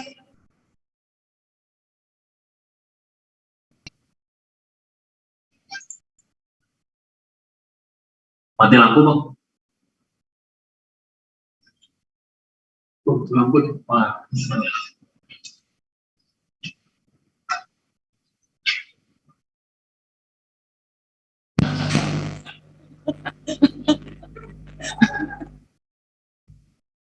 Oke. Seperti itu ya. Mungkin karena waktu sudah, ya maksudnya karena banyak pemateri satu lagi yang belum tampil, jadi saya rasa cukup, Pak. Sebenarnya masih banyak materi yang saya nanti biar di copy paste sama teman-teman saja. Oke, baik, terima kasih. Wallahumma fiqh. Assalamualaikum warahmatullahi wabarakatuh. Wow, materinya sangat keren ya. Bagaimana teman-teman? Bagus. Semangat antusiasnya sangat tinggi, betul. Tapi berdasarkan apa yang disampaikan, ini jadi akan sangat berbahaya ya teman-teman, ketika fenomena post-truth ini akan terus berkembang, ketika kebohongan-kebohongan itu menjadi kebenaran. Apalagi kita akan diperhadapkan dengan tahun pemilu, di mana berita-berita yang harus dihadirkan itu betul-betul berimbang dan betul-betul berdasarkan kebenaran. Ya, oke. Sebelum kita lanjut ke pemateri terakhir, saya mau tes dulu nih kesadaran audiens. Oke, kami ucapkan selamat datang dari teman-teman pers kampus. Boleh tepuk tangannya? Ya, juga dari perwakilan Humas Polrestabes, boleh tepuk tangannya. Pastinya teman-teman, kakak-kakak jurnalis Kota Surabaya, ya boleh tepuk tangannya. Selamat datang di kegiatan kita. Oke, tidak perlu berlama-lama, kita langsung saja ke pemateri terakhir. Ada Kak Arif Alfaji, CEO Kopi Bareng ID. Waktu dan tempat dipersilahkan, Kak. Assalamualaikum warahmatullahi wabarakatuh. Salam sejahtera untuk kita semua. Saya kok merasa too old ya untuk hadir di sini. Jadi saya seniornya Pak Awi. Nah, yang hadir di sini junior-juniornya lagi. Jadi saya mungkin bisa dipanggil kakek. Nah, tapi saya tidak bisa mengelak untuk tidak hadir kalau diundang teman-teman wartawan, karena itu saya ingin menyumbangkan beberapa hal yang barangkali nanti bisa menjadi renungan kita bersama. Yang pertama adalah bahwa kita ini kan berada di era digital. Nah, revolusi digital itu melahirkan dua sisi, seperti dua sisi mata uang. Di satu sisi memudahkan hidup kita. Misalnya sekarang pengen makan juga gampang, kita dari tempat tidur bisa makan, pesan makan. Kita beli tiket bisa dengan dari tempat tidur, bisa itu. Dan semua itu karena revolusi digital. Hidup kita juga lebih berwarna. Kebiasaan orang untuk foto, share foto, kebiasaan untuk wifi, selfie, dan sebagainya, itu kan menjadikan hidup ini menjadi berwarna. Orang yang dulunya menjadi introvert, di era digital itu menjadi ekstrovert. Kadang malah lebih jauh lagi, jadi super ekstrovert, jadi tidak lagi introvert. Itu karena revolusi digital. Tapi di sisi lain, akses terhadap informasi dan ilmu pengetahuan juga semakin gampang. Dulu kalau saya bikin skripsi itu cari pustakanya harus datang ke perpustakaan. Kalau di perpustakaan kampus tidak ada, misalnya kita harus ke Jakarta dan seterusnya dan seterusnya. Jadi butuh ekstra yang sifatnya fisik lebih besar. Nah, dengan digital ini, dengan revolusi digital, semua itu semakin gampang. Kita bisa browsing buku di mana saja, kita bisa mengakses perpustakaan bahkan tidak hanya di Indonesia tapi juga di berbagai tempat. Pokoknya kita bisa saja, apa saja. Nah, tapi sisi lainnya adalah, itu adalah sisi suram. Yang disebut tadi ada fenomena fake, fenomena hoax, dan itu betul-betul secara faktual itu menimbulkan mara bahaya baru pada kehidupan kita maupun pada demokrasi. Kita tidak pernah membayangkan di Amerika Serikat yang kita anggap sebagai kampiun demokrasi, kemudian menjadi masyarakatnya terpolarisasi dengan sangat ekstrim hanya gara-gara pemilihan presiden di zaman Trump. Dan kita bisa juga seperti itu. Menurut saya, polarisasi politik antara kadrun dan kampret, ya kan? Atau antara kadrun dengan cebong dan sebagainya itu, yang sampai sekarang tidak itu, ini antara lain sisi suram dari revolusi digital. Apa? Karena itu tadi, karena dari digital itu akses terhadap alat penyebaran informasi itu semakin gampang, dan karena itu setiap orang akan bisa memproduksi informasi. Saya membedakan antara informasi dan berita. Memproduksi informasi, dan informasi itu bisa juga dijadikan sebagai disinformasi. Kalau kemudian kita terus-menerus dijejali disinformasi, pasti kita akan bersikap yang lain. Saya lupa, pernah ada penelitian bahwa sikap radikal dan kebencian yang berlebihan itu rata-rata adalah menjadi anggota satu grup di dalam media sosial. Nah, karena mereka di dalamnya yang difabrikasi di dalam grup itu relatif informasi-informasi yang sama, yang sesuai dengan keyakinannya. Karena tiap hari kemudian dia mendapatkan informasi yang sesuai dengan keyakinannya, dasar faktual, maka kemudian menimbulkan perilaku, sikap, dan ekstremisme yang lain. Itu sisi suramnya. Nah, juga melahirkan, ingin meminjam bahasanya istilah atau yang Mas Agus itu sebagai propaganda komputasional. Itu propaganda yang melalui alat-alat. Nah, Yang itu dilalah kersane ngalah ini yang semakin berbahaya karena sistem digital itu engine-nya berbasis algoritma. Gitu loh. Jadi kemungkinan saya misalnya, nah teman-teman, kalau teman-teman suka menonton foto-foto yang seksi, yang terbuka, apalagi menonton video-video porno, pasti di media sosial Anda yang keluar iklannya adalah seperti itu. Coba aja, ya kan? Tapi kalau kemudian saya misalnya, saya pengguna Facebook, saya pengguna Twitter, saya pengguna Instagram, ketika saya sedang mencari, misalnya saya ingin mencari meja, iklan-iklan di wall saya yang keluar adalah mebler dan lain sebagainya. Itu algoritma yang disetir oleh big data. Apalagi kemudian di luar itu semua mekanisme algoritma, kemudian kurasi algoritma, kemudian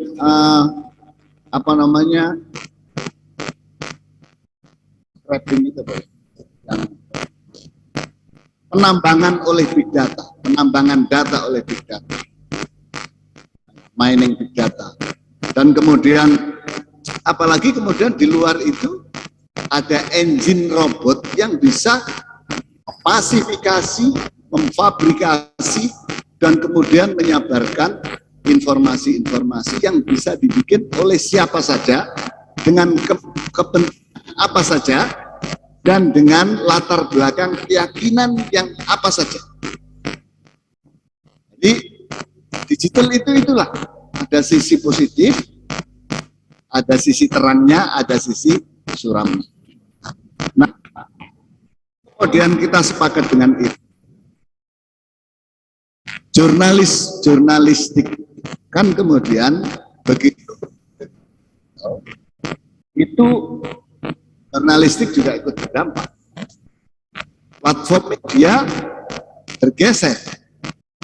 Dari dulu platform media cetak yang punya waktu panjang untuk verifikasi, untuk klarifikasi, untuk check and recheck, itu sekarang sudah tidak ada lagi, karena kemudian dengan revolusi digital itu maka kecepatan yang menjadi ukuran. Dulu minimal orang punya waktu 12 jam untuk ketika kita mendengar peristiwa atas deadline misalnya jam 12 malam atau jam 1 malam untuk harian yang terbit. Kita masih punya waktu banyak. Apalagi yang Tempo, majalah, mingguan. Punya waktu lebih panjang lagi untuk melakukan investigasi, check and recheck kebenaran faktualnya terhadap satu persoalan atau suatu peristiwa maupun fenomena. Sekarang orang nggak punya kesibukan itu. Orang tidak punya waktu untuk itu. Misalnya kita pengen, oh ini ada peristiwa penting nih. Terus kemudian saya pengen memenuhi prosedur jurnalistik secara ketat. Maka kemudian saya harus memverifikasi peristiwa itu atau fakta itu, kemudian melakukan klarifikasi, mencari narasumber yang berkaitan dengan peristiwa itu, minimal 2 narasumber misalnya. Itu kan butuh waktu, kalah dengan yang lain. Apalagi faktanya diambil dari media sosial, viral, ya kan? Begitu viral kemudian kita muat. Nah, itulah yang kemudian melahirkan apa yang disebut dengan jurnalisme clickbait. Jadi kecepatan. Kemudian aku disinggung Mas apa Mas dari pusat Mas Agam, Mas Agam atau siapa tadi lupa. Nah, ini itu semakin menjadi tantangan jurnalisme karena kemudian model bisnis dari platform media digital itu tidak segera terbentuk. Sumber pendapatannya hanya dari misalnya AdSense. AdSense besar kecilnya ditentukan oleh clickbait, ya kan? Ditentukan oleh viewer, ditentukan oleh subscriber, ditentukan oleh follower, ya kan? Nah, karena itu kemudian media pun tergoda untuk menulis story atau karya jurnalistik yang clickbait. Jadi ini tantangan dari transformasi digital, dari revolusi itu bagi media pun seperti ini. Nah, saya ingin cerita, saya itu 4 tahun mendirikan ngopibareng.id. Hari awal saya sepakat dengan pimret kami yang senior namanya Cak Anies. Yuk kita bikin media online yang tidak tapi kemudian kita mengandalkan viewer organik. Ya, akhirnya 4 tahun ya gini-gini aja. Ada lambat, viewernya nggak naik-naik.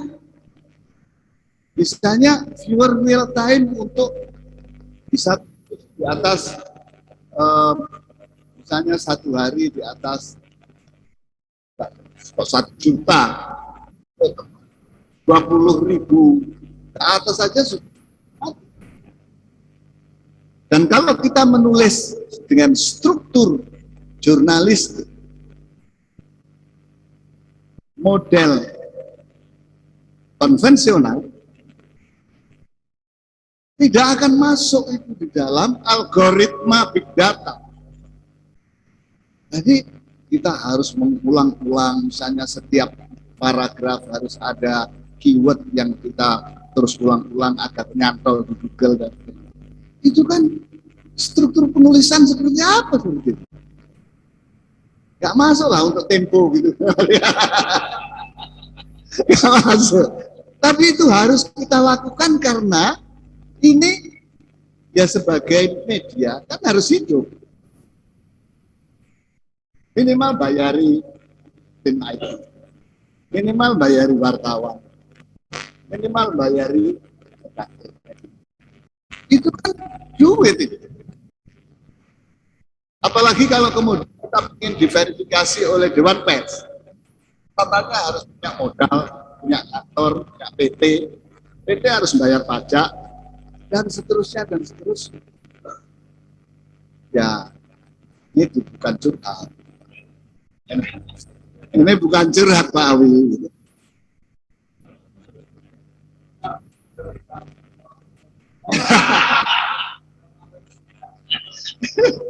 Jadi ngopi bareng dengan cara itu sampai sekarang ya masih menyusu terus, Jadi,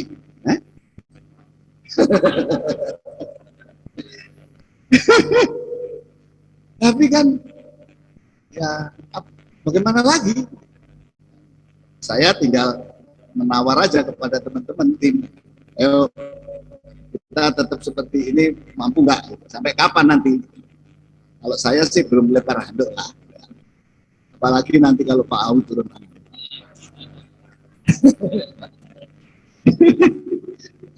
Jadi model bisnisnya itu yang kita belum. Saya pernah ditanya Pak Daran ketika mau bikin isu.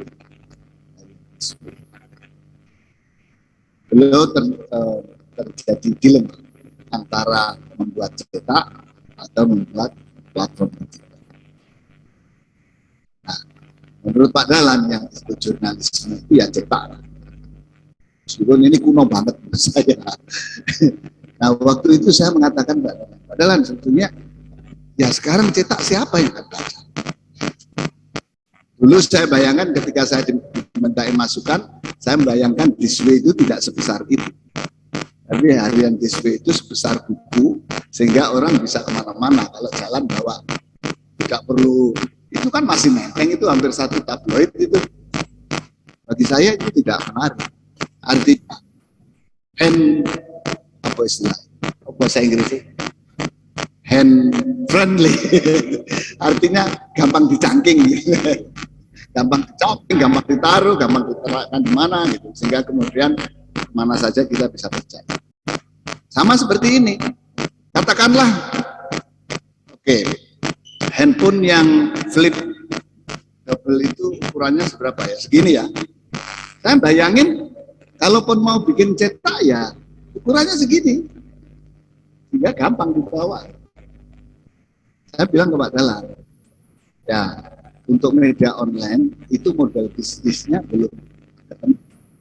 Kecuali untuk media-media platform digital, berita digital yang pionir, Telkom, atau yang menjadi bagian dari korporasi besar seperti CNN, ya kan, CNBC, yang mereka media itu bukan menjadi core bisnis, tapi media ini bisa dihidupi dari company ini. Bagi Transcorp, Detikcom itu bukan menjadi sumber pendapatan itu.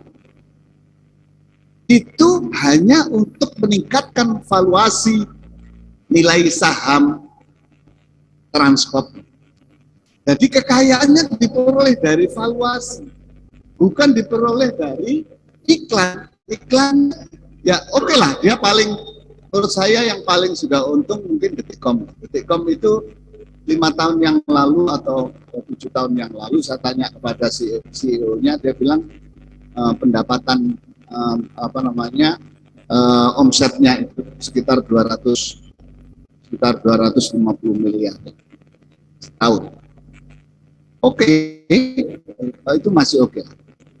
Tapi karena itu yang berikutnya, sekarang tanya tempo.id berapa? Itu pasti belum menghasilkan. Kumparan, kalau dia tidak melakukan valuasi jual saham dan sebagainya, main di situnya, mungkin juga sudah mati. Nah, itu tantangan model bisnis yang. Nah, dengan digital sekarang ini setiap orang bisa jurnalis, penyampai informasi. Karena platformnya banyak, platform untuk mengkomunikasikan. Media sosial aja ada, itu tadi, Facebook, ada YouTube, ada yang visual ya, kemudian ada Instagram, ada Twitter, ada TikTok, macam-macam, banyak sekali. Nah, setiap orang tanpa harus ada persyaratan kompetensi, kan gitu. Terus kemudian ya karena itu tadi, karena diikat oleh profesi jurnalistik yang harus mengikuti etika jurnalistik, code of ethic jurnalistiknya, maka muncul juga kemudian itu tadi yang disebut Mas Lukman, buzzer, endorser, influencer, seleb digital, maupun konten kreator yang belum tentu mereka paham apa itu jurnalistik, apa sih etikanya. Mereka nggak punya bayangan tentang etika. Ada beda antara buzzer dengan jurnalis. Apa bedanya? Sama-sama menyampaikan sesuatu. Menyampaikan sesuatu tentang tanpa diikat oleh. Tapi kalau wartawan, kita bisa menyampaikan perspektif kita, menyampaikan opini kita, tapi diikat oleh code of etik, minimal seimbang, berimbang, minimal check and return, minimal cover both side. Karena Mereka tidak usah. Tapi justru yang begini ini yang kemudian sekarang duitnya banyak. Iya kan? Karena ada yang berkepentingan untuk kemudian menaikkan rating, menaikkan image dan lain sebagainya. Nah, intinya media jurnalistik itu sekarang udah kalah lah dengan media sosial. Lanjut.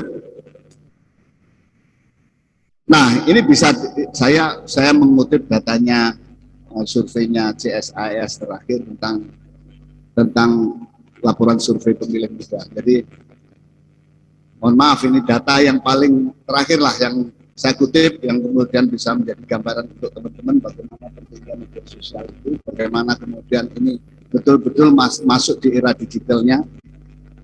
Jadi Pak Awi, karena saya ini pekerjaannya macam-macam itu, jadi switching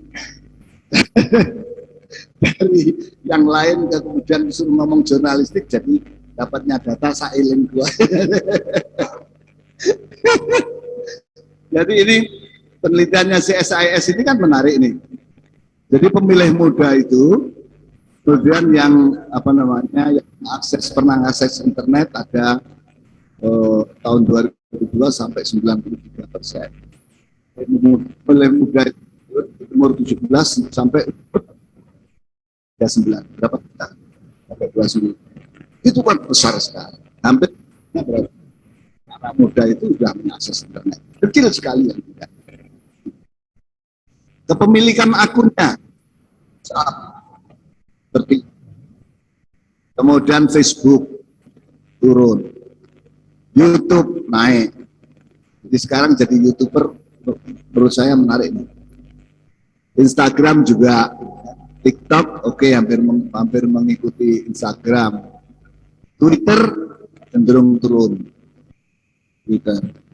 Lanjut. Nah, ini yang menarik terkait dengan pemilu. Risetnya CSIS. Jadi sumber informasi pemilih muda, bukan pemilih pemula, itu sumber informasinya 59% itu dari media sosial. Bandingkan dengan berita online yang hanya 6,3%. Televisi juga anjlok. Ini tantangannya teman-teman NGTI. Anjlok. Tinggal 32%. Dulu masih 41%. Pemilu lalu. Pemilu depan ini turun. Nah, tantangan ini. Apalagi surat kabar, apalagi radio, ya kan? Podcast paling rendah, masih podcast lah. Nah, karena itu teman-teman, kalau kita lihat gambaran itu, apa kira-kira ruang yang tersisa dari jurnalisme? Saya ingin mengatakan bahwa tadi, bagi saya, jurnalis itu, karena sejak dulu saya yakin bahwa jurnalis itu sebetulnya pilihan hidup. Itu profesi yang menjadi pilihan hidup. Karena dia diikat oleh kode etik, diikat oleh nilai-nilai yang kita tidak bisa sembarangan untuk menyampaikan berita, menyampaikan fakta.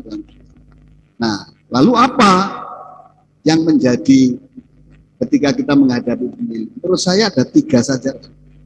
1, yang menjadi jurnalis harus berkomitmen untuk tetap menggunakan akal sehat di dalam menjalankan profesinya. Akal sehat itu kan logik. Dan itu alamiah. Orang kalau sesuatu yang tidak masuk akal sehat, ini ngapunten Pak Awi, saya agak ngikutin di media sosial, misalnya peristiwa Mbak Puan yang viral di Bandung, di Bekasi. Menurut saya, klarifikasinya Pak Said Abdullah itu tidak masuk akal, tidak mengikuti akal sehat. Nah, ke depan menurut saya itu pasti akan akal sehat itu tetap menjadi, ini mau tidak mau akal sehat akan tetap menjadi patokan. Karena itu politisi pun juga dituntut untuk kalau membuat narasi, membuat klarifikasi, itu ya harus masuk akal gitu loh. Kalau nggak masuk akal, akan dicibir, apalagi kemudian para pemilih-pemilih muda seperti ini. Kemudian yang kedua, bagi saya sih harapan kita, oke lah media sosial itu mendominasi. Tapi kemudian jangan kita hanya justru menjadi distor informasi yang ada di media. Tapi kita sebagai wartawan harus verifikator. Jadi ambil berita dari media sosial, misalnya peristiwa di mana, itu kan menggampangkan. Misalnya ada apa? Misalnya kayak Mbak Puan, misalnya Bekasi, viral. Kita bisa mencomot itu, tapi kemudian kita memverifikasi. Kita lihat berapa media, oke lah, sudah melakukan. Misalnya Tempo, Kompas, melakukan verifikasi. Ini ada ini kejadiannya seperti apa sih? Nah, akan lebih baik kalau verifikasi. Artinya misalnya verifikasinya dengan orang-orang tim suksesnya Mbak Puan. Enggak begitu mestinya. Kalau yang baik ada Mbak Puan, tapi ada saksi mata yang di situ. Misalnya apakah orang yang menerima kaos, itu baru jurnalis. Gak apa-apa kita mengambil berita dari peristiwa. Ya, kemudian harus kita verifikasi. Yang ketiga, yang harus kita sisakan sebagai jurnalis dalam situasi apapun, ya kita harus menjadi penjaga kebenaran faktual. Kebenaran faktual itu kan ada dua. Kebenaran fakta sosiologis, fakta yang menjadi realitas sosial yang kita lihat, yang kita verifikasi, yang kita saksikan di lapangan, itu fakta sosiologis. Bisa juga fakta psikologis. Tadi kasusnya Mbak Puan misalnya, ketika kita minta klarifikasi, konfirmasi, verifikasi, sebenarnya kita meminta fakta dari saat itu. Akan lebih baik kalau itu dilengkapi dengan fakta sosiologis dari orang yang ada di tempat itu. Itu yang mungkin pesannya kakek wartawan ya kepada para cucu. Nah, terakhir saya ingin menyampaikan, lantas praktek etika jurnalistik dalam pemilu itu apa? Satu, menurut saya ya inti dari etika jurnalistik itu kan independen dan tidak beretikat dulu. Jadi kemudian menjadi wartawan beretikat, ya saya kira lepaskan dulu lah. Saya ya, ngopibareng.id itu jujur saja ownernya 3 orang. Ada Gus Ipul, ada saya, ada Kang Anies. Ketika pilgub, Gus Ipul sebagai owner, kita bertiga sepakat. Oke, ngopi bareng. Gus Ipul. Kita sepakat untuk tidak pernah menulis berita yang sifatnya mendowngrade lawan. Boleh. RCTI berikan uang yang besar kepada itu. Boleh, tapi jangan pernah menurut dari kode etik, jangan sampai mendowngrade PDI Perjuangan. Jangan, ya kan?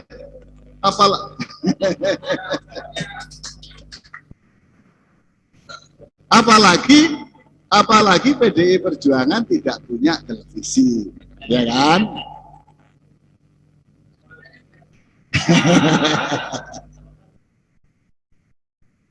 Nah, demikian juga Metro TV. Terus saya kok gitu ya? Jadi sederhana aja. Karena di Amerika pun media itu memihak. Tapi terang-terangan. Memihak secara terang-terangan. Itu sikap. Kalau Washington Post, ya pasti Republikan, gitu kan. Kalau USA Today, pasti Demokrat. Nah, saya kira kita ini cuman yang agak susah. Partainya terlalu banyak. Partainya terlalu banyak.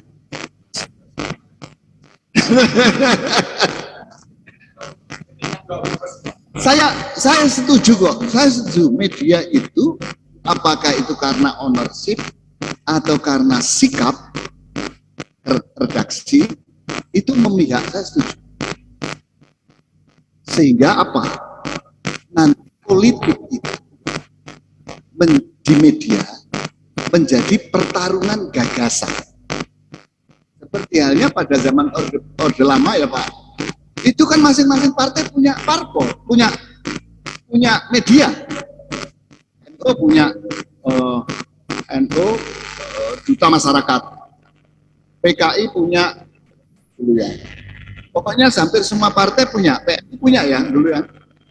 Nah, karena itu sikap-sikap partai dokumentasikan di media itu, dan itu menjadi bahan studi sampai sekarang. Sekarang kita susah mendokumentasikan sikap-sikap politik di media itu, kita akan susah. Wacananya tidak terbentuk gitu. Pertarungan gagasannya itu menjadi tidak gitu. Menurut saya setuju bahwa media memihak, tapi yang tidak boleh mendowngrade kontestan lain yang menjadi musuhnya. Kemudian menurut saya karena media ini adalah institusi publik, maka ya kita harus terus-menerus membangun visi publik. Saya jujur aja bertekad itu seperti yang saya bangun di Ngopi Bareng itu, kita pengen menjadi visi publik, kita pengen menjadi media online yang menyuarakan kepentingan daerah. Karena saya dulu kan berkembang matang dewasa itu karena di koran daerah, dan kemudian kan dulu itu desentralisasi sebagai ibadah. Karena dengan Pak Gatot Jawa Pos itu membawa ketika bergeser ke digital, kecenderungan media itu respektasi lagi, dan membawa secara sadar kepentingan daerah itu ya pemilu itu pasti. Karena itu jurnalisme harus memberi ruang yang sama kepada para kontestan, kecuali yang pemilihan tadi. Saya kan pernah jadi kontestan.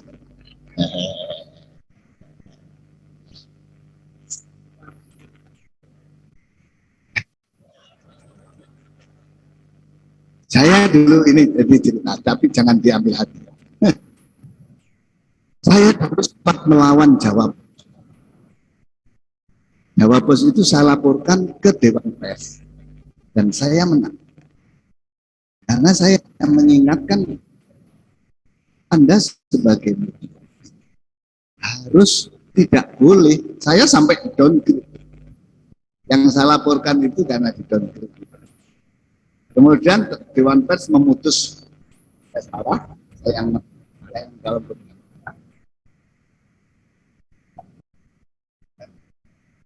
saya tidak mau menggunakan, karena tujuan saya hanya ingin lu sebagai jurnalis, nah mekanismenya bagaimana? Misalnya paling tidak kalau kita KPDIP yang kontestasi itu ada empat partai, kan bisa saja kan kita memihak karena dibakar juga, nah jadi headline atau di tempat yang lebih yang lainnya lebih kecil, tapi kesempatan untuk mengekspor. Saya, nah,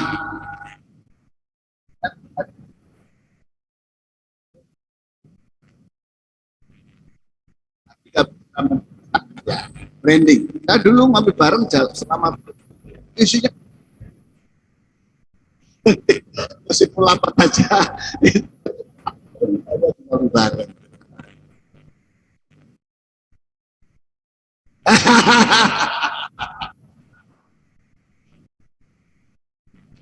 Kayaknya belum.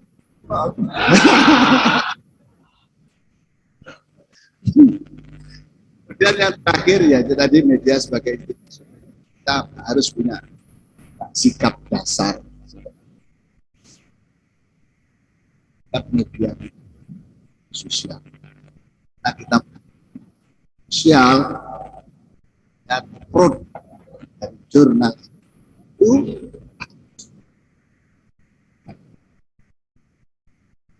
sosial. Kepentingan sosial itu apa? Itu layak muat, punya nilai value. Itu kan belum ya. Ya, belum tentu layak muat itu pertimbangannya kalau ini berita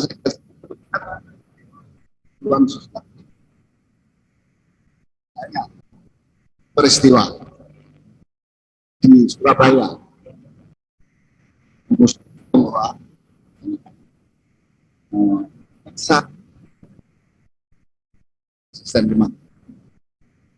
aman itu dalam kondisi ini kita blow up, bisa rusuh, tapi harus ya, komitmen sebagai orang media menjaga hal-hal. Jadi tanggung jawab kita sebagai pengelola institusi. Saya kira demikian. Terima kasih. Assalamualaikum warahmatullahi wabarakatuh. Ya, luar biasa sekali teman-teman peserta diskusi, materi yang disampaikan, penyampaian dari Kak Arief.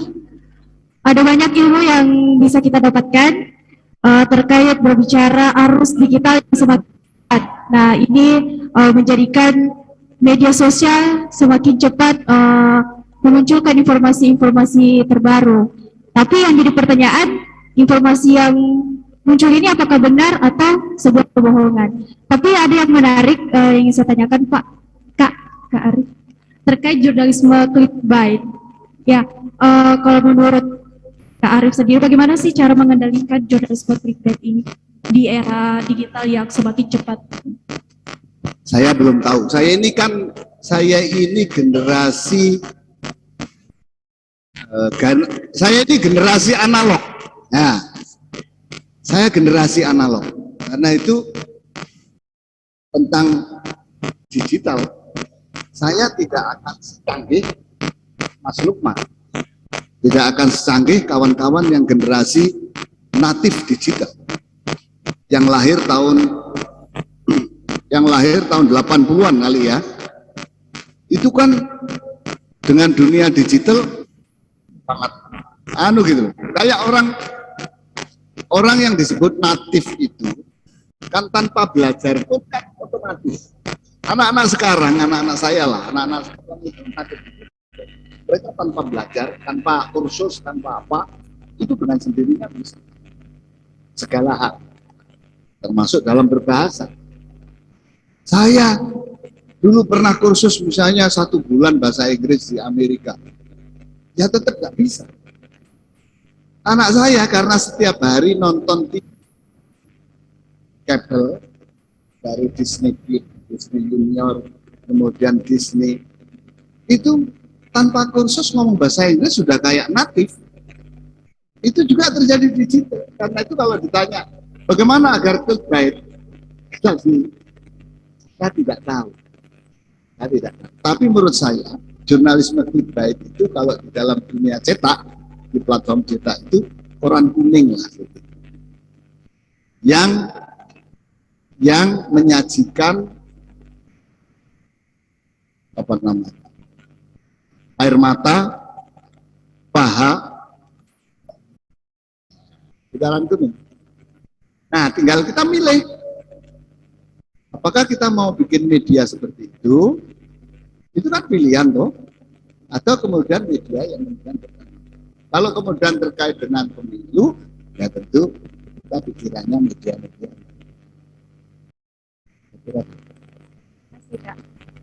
Terima kasih Kak. Oke. Teman-teman, usahlah 3 pemateri memaparkan materinya. Selanjutnya kita beralih ke sesi diskusi. Nah, kami juga sampaikan penyelenggara menyediakan 10 voucher door prize untuk 10 penanya. Jadi saya langsung saja lempar ke teman diskusi. Ya, saya izin berdiri ya Kak, tidak apa-apa? Oke. Ya, saya persilakan kepada teman-teman peserta diskusi. Cuma 6 pertanyaan ya Kak? 6 pertanyaan. Oke. Ada yang mau jadi penanya pertama? Oke, silakan.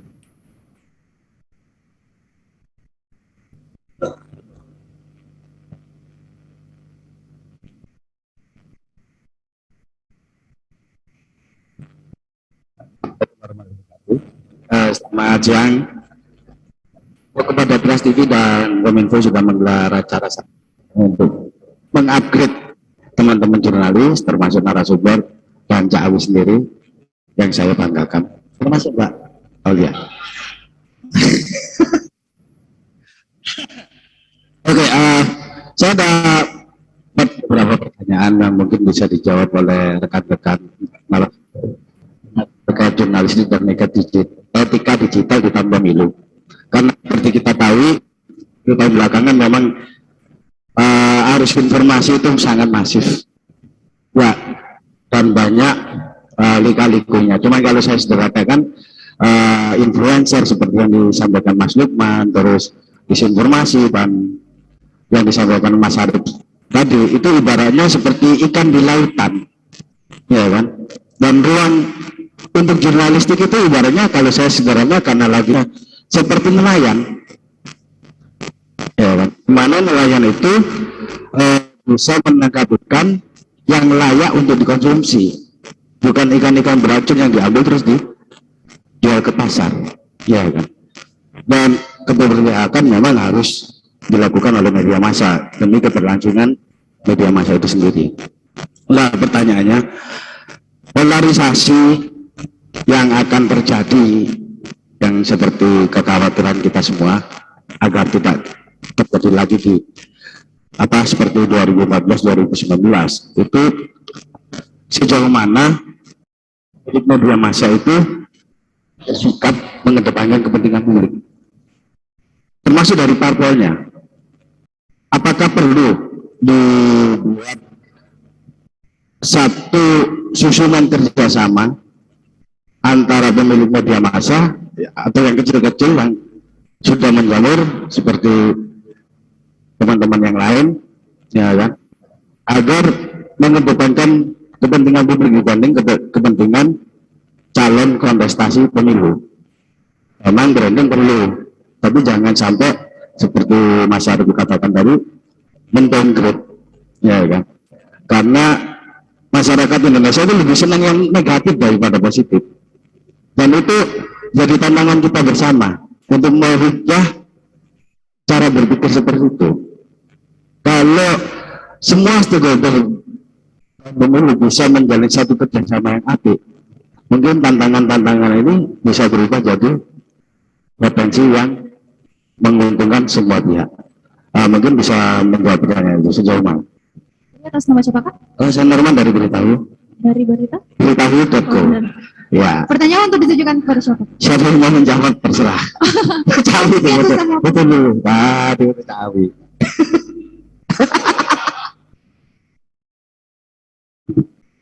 Ya, mungkin Kak Arief. Norman ini pintar sekali ambil kesempatannya.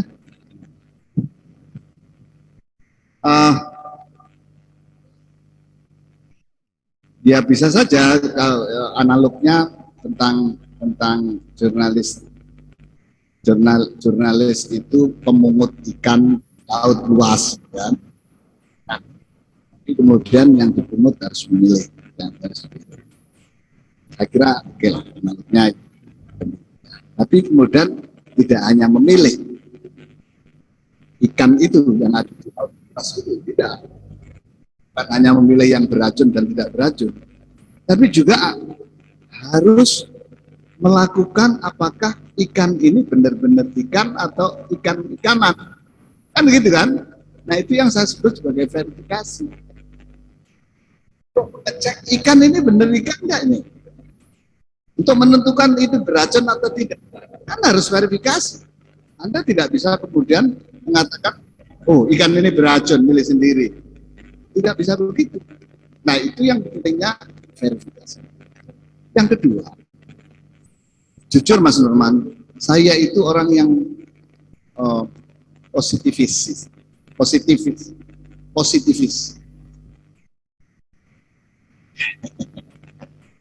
Saya itu meskipun setiap perubahan itu selalu menimbulkan disruption. Itu adanya revolusi digital juga. Saya menjadi korban juga sebagai orang jurnalis.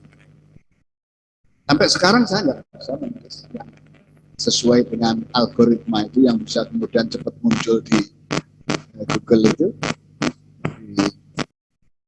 Susah saya untuk mengikuti struktur penulisan jurnalistik algoritma. Ya ada lagi jurnalisme algoritma.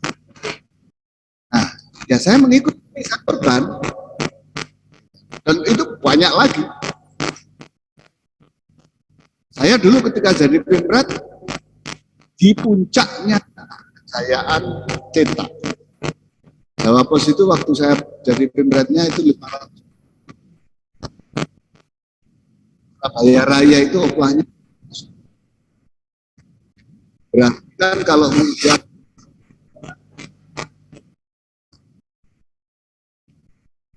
kalau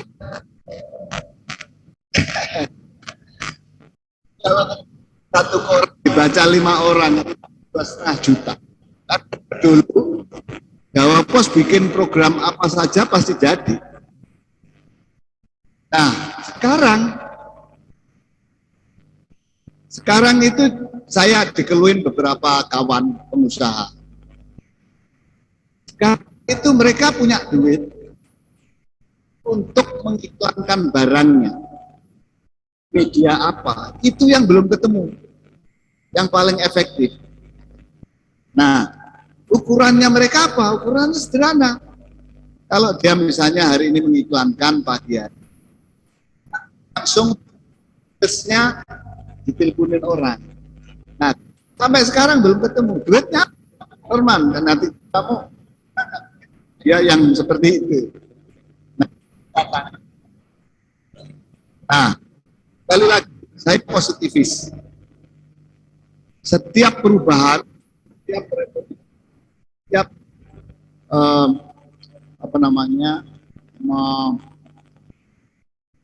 besar di teknologi itu akan menimbulkan disruption, akan menimbulkan keguncangan. Tapi pada saatnya akan muncul keseimbangan baru yang diakibatkan oleh keguncangan.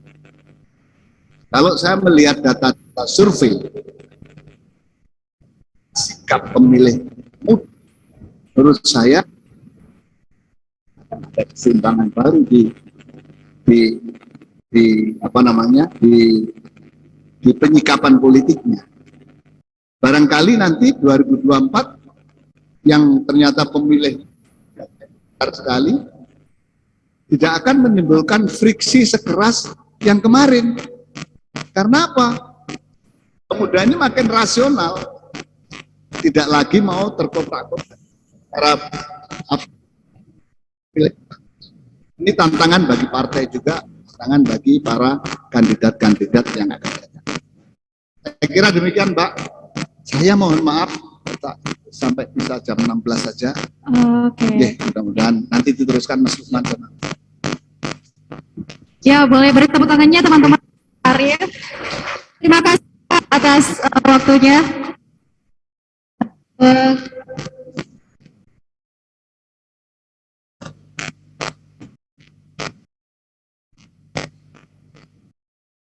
Ya, selanjutnya akan dilanjut oleh ya, silahkan Kak. Saya kira sudah dijawab sama Mas Arif. Sudah. Pak Wi, Terima kasih Pak. Sampai ketemu besok Pak. Oke. Monggo.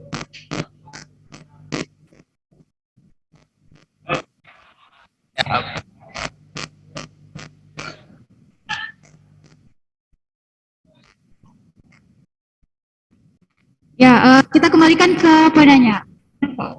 Tadi penyampaian.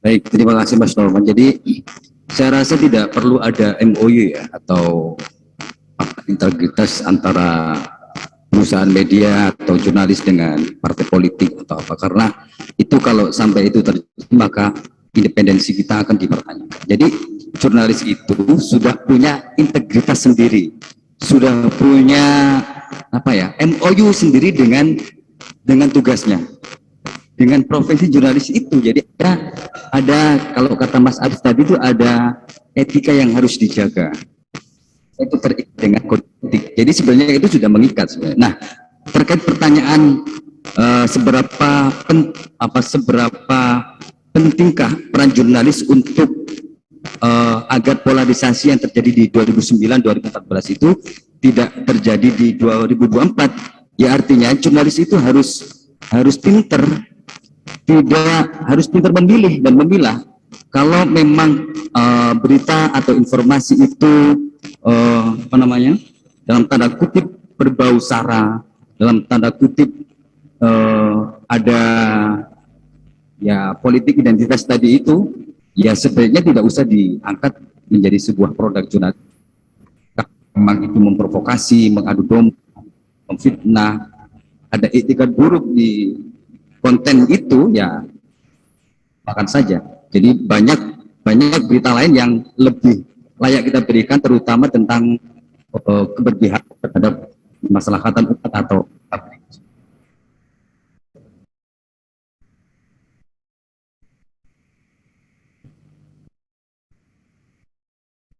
kalau saya tadi berbeda ya, sebetulnya malah justru ada kesepahaman antara jurnalis dengan pemilik media. Kan. Nah, kalau itu akan sangat membantu. Seringkali jurnalisnya sudah berusaha untuk atau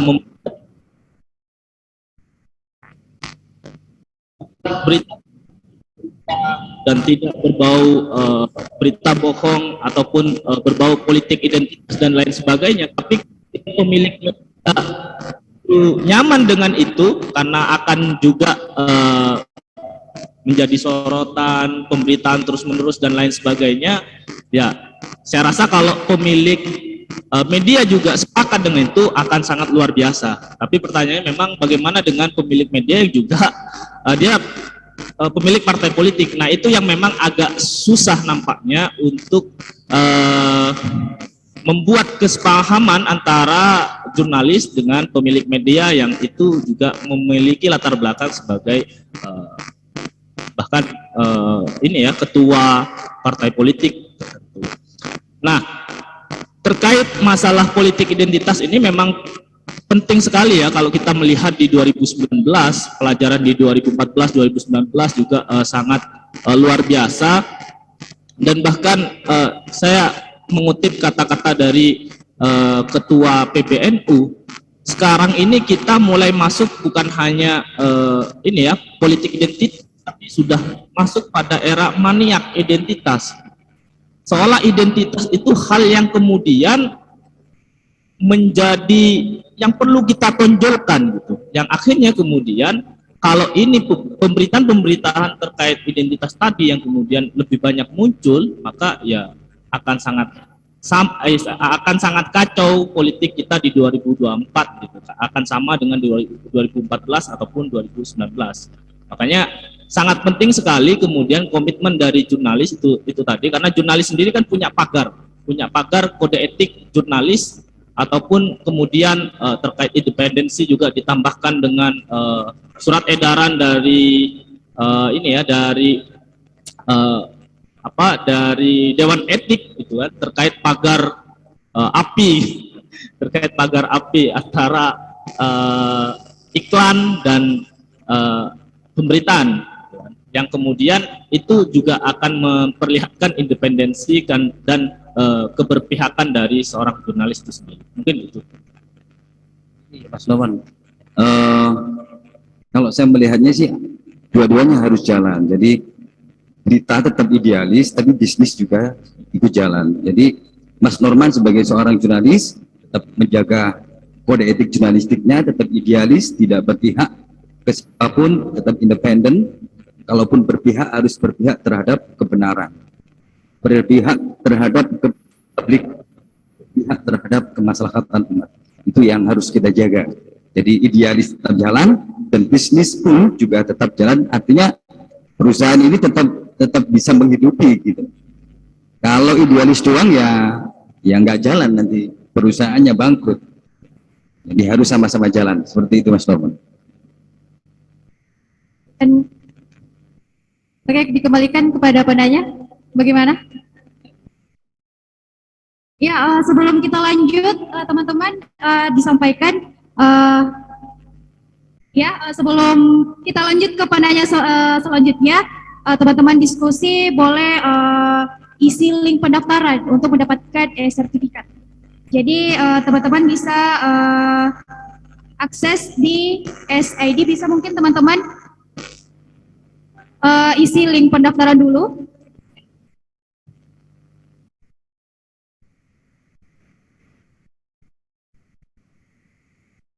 Sudah linknya itu SID Hadir Jurnal MSBY. Teman-teman boleh diakses dulu link pendaftarannya. Ya, SID garing hadir jurnalis MSBY. Ya, itu link pendaftarannya. Ya, silahkan teman-teman daftar untuk mendapatkan sertifikat. Yang selanjutnya kita, bagaimana tadi penanya pertama? Oke, terima kasih. Oke, kita lanjut ke penanya selanjutnya. Jadi teman-teman diingatkan kembali kita punya door prize ya untuk teman-teman penanya. Ya, silakan siapa untuk penanya kedua? Yang jilbab biru di belakang tadi. Oke. Silakan. Mungkin bisa maju ke depan.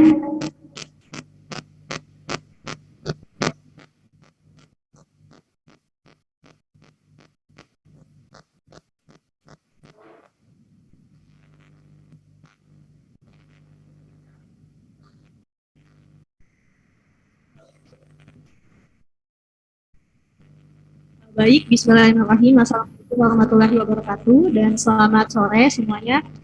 Perkenalkan, saya Graza Firin, mahasiswa semester akhir yang sedang menjalani pertukaran mahasiswa di Universitas Erlangga. Nah, yang saya tanyakan Pak terkait dengan satu prinsip pendapat, yaitu prinsip cover both side. Jika kita melihat waktu kemarin, tepatnya mungkin di tahun 2014, di mana sedang ada pengadaan pemilihan umum presiden dan wakil presiden. Di situ kita mengetahui bahwasanya salah satu calon merupakan sebuah media. Nah, itu akan terjadi lagi di tahun 2024 mendatang. Yang ingin saya tanyakan ialah bagaimana kemudian apa kemudian saran yang bisa dibuat, yang bisa diberikan, atau apakah ada sebuah rekonstruksi untuk membentuk seorang jurnalis ke depannya yang tetap mementingkan asas cover both side ini. Terima kasih atas pertanyaannya. Mungkin langsung ya Kak, kita tampung dulu ya pertanyaannya teman-teman. Oke, untuk penanya ketiga, silakan. Oke, silakan. Assalamualaikum warahmatullahi wabarakatuh. Saya juniornya Paris, kameramen, dan juniornya Joko. Ini menarik, ada LGTI.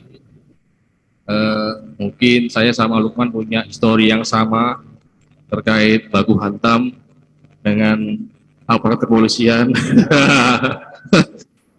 Kalau lihat muka saya sama muka Lukman itu asem. Itu Mas. Besok ya. Nah, kebetulan saja saya Mas Soleh dulu di Elsinta Jakarta, Elsinta Surabaya, dan apa namanya berkiprah di Surabaya lumayan, dan di tes politik saya. Politik. Nah, yang ingin saya tanyakan mungkin nanti bisa terjawab dengan Mas Soleh satu dan juga Lukman yang jadi saat ini sudah istiqomah menjadi istiqomah yang harus menjadi imam kawan-kawan yang ada di Surabaya. Yang pertama terkait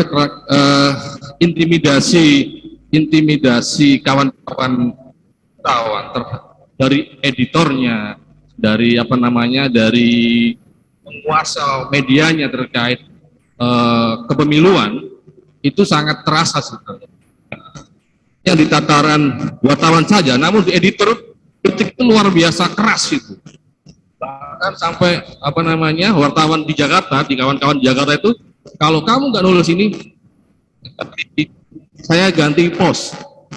Nah, peluang-peluang intimidasi ini apakah bisa dari kawan-kawan media yang di bawah ini bisa melapor ke LBH untuk pelindungan dalam tanda kutip untuk nasib mereka. Itu yang pertama. Soalnya kenapa? Seringkali kawan-kawan ini diintimidasi ini tidak hanya teror secara birokrasi media, tapi teror di luarannya. Itu saya minta itu, apakah LBH bisa berperan di situ? Apabila ada laporan dari kawan-kawan media, kawan wartawan, itu yang untuk LBH. Yang kedua, ini untuk kawan saya ya sekarang nyaris menjadi Gus, masih nyaris menjadi Gus. Histori masa lalu saya berharap menjadi evaluasi luar biasa. Bagaimana friksi-friksi di tahun politik itu sangat kental di kawan-kawan media. Biasanya redaksi itu membelah. Kalau ada dua kandidat, dia akan belah. Oh, ngepost di si A, ngepost di B. Nah, saya hanya monitor dari Jakarta aja. Ternyata itu guncangan biasa itu. Jadi daerah, satu media, tapi guncangannya luar biasa. Guncangannya seperti apa? Sampai apa namanya urusan pribadi pun dibawa-bawa di sini. Nah, saya berharap Lukman yang menjadi ketua JTI punya pesan apa namanya tanggung jawab moral ini kepada kawan-kawan bahwa kalian harus peliputan. Bukan tugas memenangkan kandidat. Sepakat kawan-kawan ya? Sepakat ya? Jadi tugasnya itu meliput. Ya untuk memenangkan itu tugasnya tim sukses. Nah, apa ini moralnya? Bagaimana sebagai ketua untuk bisa memvokasi kawan-kawan sinergi dengan LBH dan juga memvokasi kawan-kawan dalam tanda kutip tarung sendiri nih saat di lapangan ini. Contoh, ini lebih bisa berantem ini. Wah ini kok buku bisa begitu. Kita dengar saya di Jakarta, di Surabaya, tapi saya redam itu semua, mendamaikan internal itu. Nah ini sangat luar biasa di etika digital. Agam memberikan karena satu kata yang harus kita kontrol di sini. Gunakan jarimu dengan sebaik-baiknya. Gunakan jarimu sebaik-baiknya. Seperti biasanya itu kawan-kawan itu saat ini kebiasaannya itu satu, copy paste yang seperti tadi dari media sosial. Di Jakarta kala itu saat Habib Rizik kena itu luar biasa apa namanya di WhatsApp group itu. Luar biasa dan itu loh dikutip media mainstream. Kan lucu.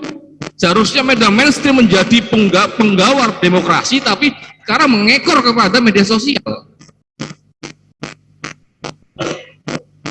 Ini pesan yang luar biasa. Itu makanya saya berharap media sosial jadi trigger. Jadi apa? Kerja. Soal penumpangnya nanti dikaji lagi. Oh iya. Dan saya sempat berdebat dengan almarhum Errol Jonathan, Bang Errol, yang mengklaim SS itu bukan radio, mengandalkan citizen journalism. Tapi setelah saya debat, beliau nggak akhirnya ya sudah coba ini sudah ada suara Surabaya. Nah itulah kawan-kawan, saya hanya berbagi cerita saja sedikit saja. Ini adalah rindu saya kepada wartawan-wartawan Surabaya yang saya sudah lama tidak berkumpul begini. Terima kasih Agam yang memfasilitasi, Faris memfasilitasi. Semoga niat baik kita, natin tulus kita menjadi yang lebih baik lagi saat momen pemilu nanti bisa menjadi amalan buat kawan-kawan, jariah kawan-kawan, media menjadi roda terdepan kebenaran mereka untuk kita semua. Akhirul kalam, Allah maafil wassalamualaikum warahmatullahi wabarakatuh. Ya, boleh beri tepuk tangannya dulu teman-teman untuk penanya kita. Oke, selanjutnya kita beralih ke penanya keempat. Oke, ya silakan. Ya.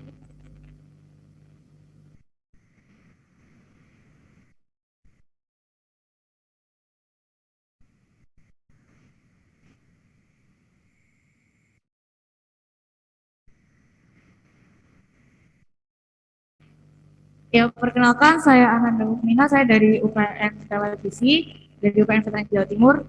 Sebenarnya sebelum saya bertanya ini, sebenarnya saya agak malu ya, karena sih saya masih mahasiswa tergolong baru. Ya, jadi mungkin agak kurang kritis pertanyaannya, tapi ini saya masih penasaran gitu ya.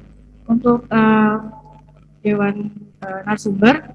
Di sini saya bertanya untuk generasi muda, perlukah generasi muda saat ini yang baru bisa melek politik mengeluarkan pemikiran kritis mereka itu dalam media sosial gitu ya? Mengingat tadi yang dipaparkan oleh Pak Arif tadi, tapi sudah pulang tadi ya, bahwa pola pemilu ke depan dapat dibaca dengan data media sosial. Begitu saja pertanyaan saya. Terima kasih. Assalamualaikum warahmatullahi wabarakatuh. Ya, terima kasih Kak atas pertanyaannya. 4 pertanyaan. Oke. Si ada teman-teman peserta diskusi, kita menerima 6 pertanyaan, oke? Oke, mungkin teman yang di belakang dulu ya Kak. Tadi pertama. Oke, silakan Kak maju ke depan.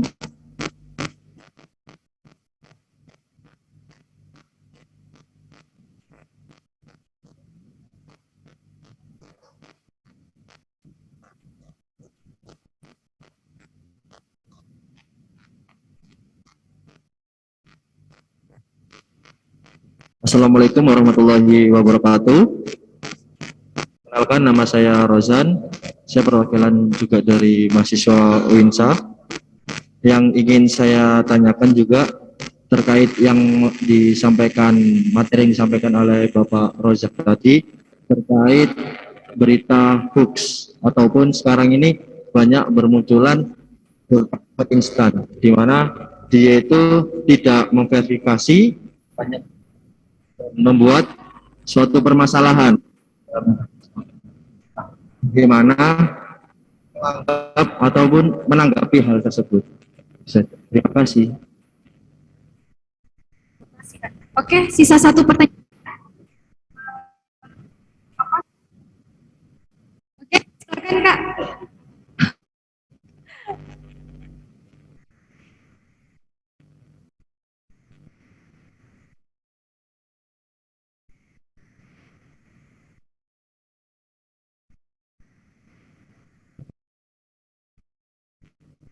Assalamualaikum warahmatullahi wabarakatuh. Yang terhormat para narasumber ya, dan teman-teman undangan yang hadir. Sebenarnya saya punya 2 pertanyaan yang ditujukan ke Pak Ambar, karena nggak apa-apa nanti akan bisa dijawab. Yang pertama, ini yang hadir kan kalau kami dari instansi ya, sama teman-teman mahasiswa mewakili generasi muda Indonesia gitu kan, juga calon pemilih juga para rekan-rekan jurnalis gitu. Yang pertama itu apakah sudah ada kurikulum tentang etika bermedia? Jadi seperti teman-teman yang generasi Y, Alpha itu kan mereka terakhir sudah ada media gitu ya, sudah sangat aktif dalam media. Kalau kita kan peralihan antara Facebook gitu ya. Saya lulus SMA itu baru gitu. Dan kalau teman-teman terlahir sudah bersahabat dengan media gitu. Nah, pertanyaan, apakah sudah ada kurikulum tentang etika bermedia di tingkat sekolah menengah atas atau mungkin di bangku kuliah? Kita mungkin para sudah jelaskan, karena teman-teman SMA mungkin yang 17 tahun ya. Nah, itu kan penting juga untuk disampaikan etika bermedia ini gitu kan. Kalau yang etika jurnalistik, tak kira harus paham ini karena ada kode etik jurnalistik yang mengikat mereka gitu kan. Nah, untuk yang bermedia ini kan penting untuk diterima oleh teman-teman mahasiswa sekalian gitu. Atau mungkin teman-teman SMA yang sudah 17 tahun, karena kebetulan saya itu jadi polisi, lulus sekolah jadi polisi, jadi sebelum sempat nyoblos gitu kan. Nah, setahu saya saat sekolah dulu nggak ada gitu ya. Seandainya ini ada akan bagus gitu. Jadi bagaimanapun teman-teman ini kan generasi penerus bangsa yang nantinya akan memimpin Indonesia gitu kan. Seandainya ini bisa ditanamkan dan bagus saya gitu ya. Itu yang pertama sudah ada Pak Bro. Yang kedua, mungkin dari masing-masing narasumber bisa membagikan tips bagi generasi muda Indonesia untuk filtrasi informasi agar tidak terjebak dalam hoax atau berita bohong. Saya tergelitik posturnya Mas dari saya beberapa ya, itu kebohongan atau kejahatan yang garnisir itu akan mengalahkan kebenaran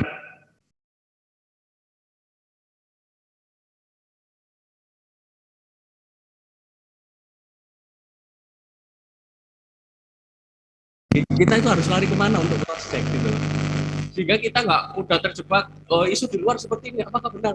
Kita harus lihat kemana. Ya, itu apakah ada rujukan atau literasi yang bisa sehingga nggak mudah nggak untuk menentukan nantinya gitu kan, apakah benar calon ini.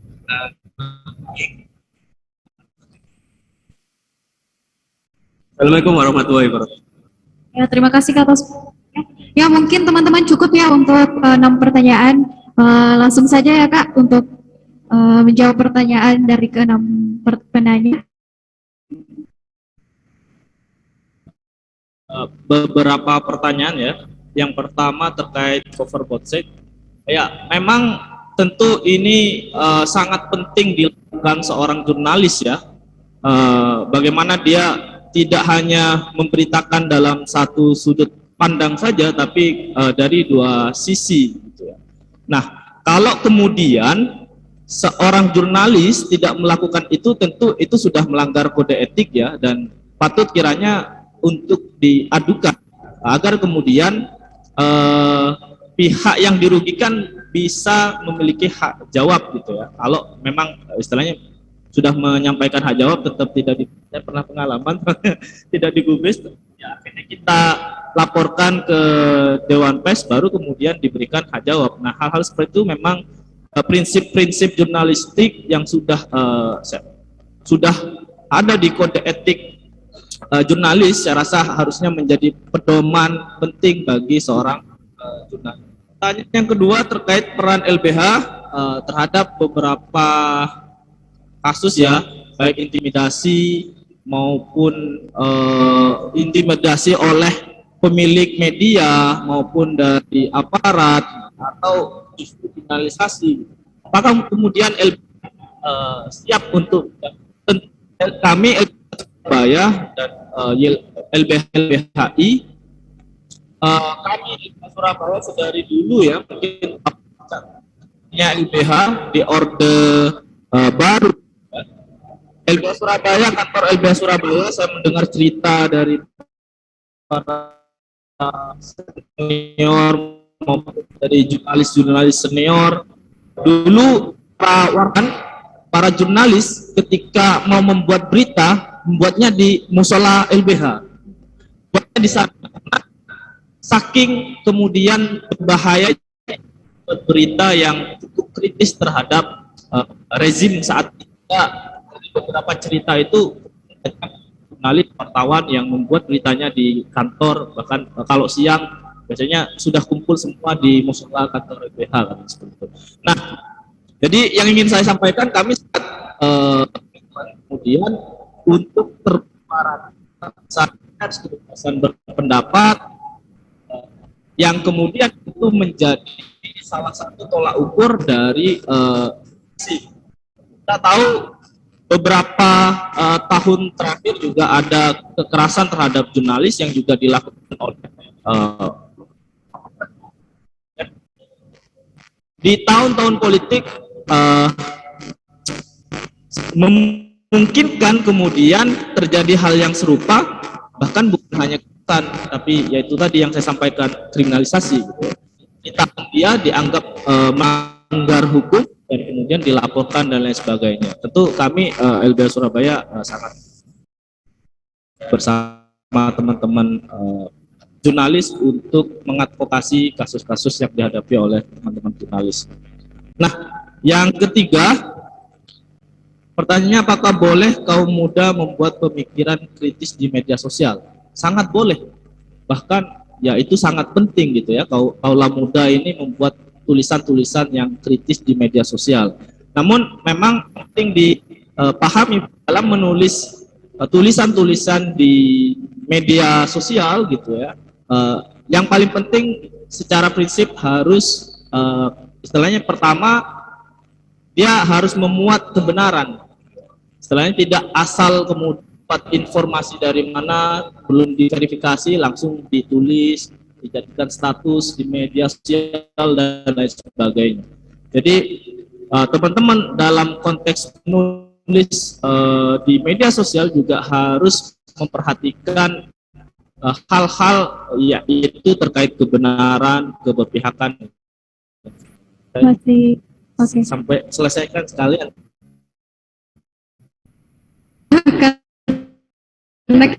Waktu Kak. Jadi ya silakan. Nah, terkait yang pertanyaan ke selanjutnya terkait berita hoax bagaimana di tahun-tahun politik, ya tentu kita budaya literasi itu penting. Kita tidak gampang kemudian menyebarkan berita-berita yang belum terverifikasi ya dengan baik kebenarannya, karena itu juga ada ancaman pidananya gitu ya. Mungkin di sini ada bapak-bapak polisi, itu ada ancaman pidananya ketika kita menyebarkan berita hoax gitu ya di media sosial dan lain sebagainya, dan itu sangat rentan. Makanya budaya literasi kita cek lagi apakah kebenaran dari pemberitaan yang kita dapatkan itu benar sebelum kita menyebarkan berita tersebut. Nah, panduan bermedia untuk kaum muda, panduan kurikulumnya ya, apakah sudah ada? Saya tidak tahu. Kalau di jurnalistik kayaknya belum ada, karena kebetulan kalau tadi ditanya di SMA dan lain sebagainya, kalau di SMA saya tidak tahu ya, tapi kalau di kampus kebetulan saya ngajar Pancasila, pendidikan Pancasila, dan kode etik profesi ada. Bahkan kode etik profesi jurnalis itu tidak masuk di dalam ini ya, karena memang fokusnya di kode etik 5 profesi hukum. Kebetulan saya latar belakangnya hukum. Dan yang terakhir terkait filter terhadap berita bohong, ini sebenarnya hampir sama dengan pertanyaan sebelumnya, yaitu ya tentu filter terhadap berita bohong ini ya budaya literasi itu tadi, tidak gampang kemudian menyebarluaskan, dan tetap di mana kemudian kita bisa cek kebenaran itu. Sebenarnya sekarang sangat melimpah sekali ya pemberitaan. Bahkan kalau di Tempo kadang ada berita hoax di Tempo menampilkan ini berita hoaxnya seperti ini, faktanya seperti ini. Nah, kalau beberapa media juga melakukan itu terhadap pemberitaan yang muncul di era pemilu 24, saya rasa itu sangat membantu sekali bagi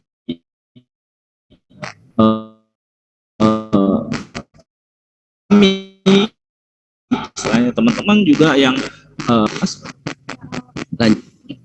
saya jawab dengan singkat ya, waktu secara acak nanti yang belum terjawab nanti diingatkan. Terkait cover board set ini adalah sebenarnya menu wajib kita sehari-hari. Jadi wartawan itu dalam menulis berita ya memang harus cover board set, memberikan ruang yang sama terhadap dua narasumber. Contoh kalau jika mereka berkonflik, itu dua-duanya harus kita kasih ruang, tidak boleh hanya salah satu narasumber. Itu namanya tidak cover board set, dan itu haram di teknik penulisan berita, tidak boleh.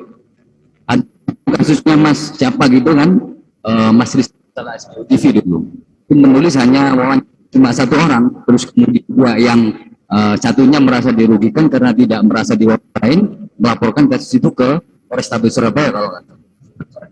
Itu. Kemudian apa yang terjadi ya, kita kasih hak jawab terhadap mereka. Media yang berkonflik, maksudnya media yang tidak menerapkan kaidah jurnalistik itu ya harus memberikan hak jawab terhadap orang yang merasa dirugikan tentang kait konflik. Itu terkait cover board set. Yang kedua, bagi pemuda untuk di ruang publik di media sosial, saya rasa ini sangat dianjurkan ya. Jadi jurnalis atau jurnalisme saat ini itu tidak hanya berpatok pada jurnalisme mainstream, ada jurnalisme gaya baru. Jurnalisme baru ini apa? Ya ini Twitter, Facebook, YouTube, semua orang bisa menjadi jurnalis, semua orang bisa menjadi wartawan. Apa yang ada di unek-unek mereka, ketika mereka di jalan, terus kemudian ada peristiwa, dan mereka melihat peristiwa itu dan merekam di videonya, itu bisa diupload di YouTube, bisa diupload di Facebook. Kalaupun itu masih mentah ya, kan ada mainstream seperti itu. Ada proses verifikasi, ada proses klarifikasi. Oh, ini kejadiannya di mana? Contoh kayak kejadian bisa disebut ya, yang saya ingat Mega bagi-bagi terus dengan cara dilempar-lempar dan dengan dikmat. Itu kan viral di media sosial. Itu kan warga yang meeting kan, bukan jurnalis. Itu verifikasi itu. Bener nggak sih Mbak Mega ini marah? Bener nggak sih Mbak? Oh ini marah. Si Mbak Puan ya sampai pas pampresnya petugasnya ngambek ya, sambil menjujur gitu kan.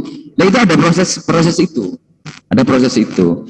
Bedanya kalau media baru atau jurnalis baru ini tidak diatur atau tidak ada ikatan yang mengikat mereka, yaitu kode etik jurnalistik. Kalau media mainstream ada ikatan kode etik jurnalistik. Artinya saya berharap meskipun jenengan menulis di media ya, di media sosial itu tetap harus meskipun bukan wartawan loh ya, itu tetap harus mengedepankan kaidah jurnalistik. Artinya tidak membuat fitnah, tidak provokatif, tidak namanya pencemaran baik atau hate speech atau ujaran kebencian.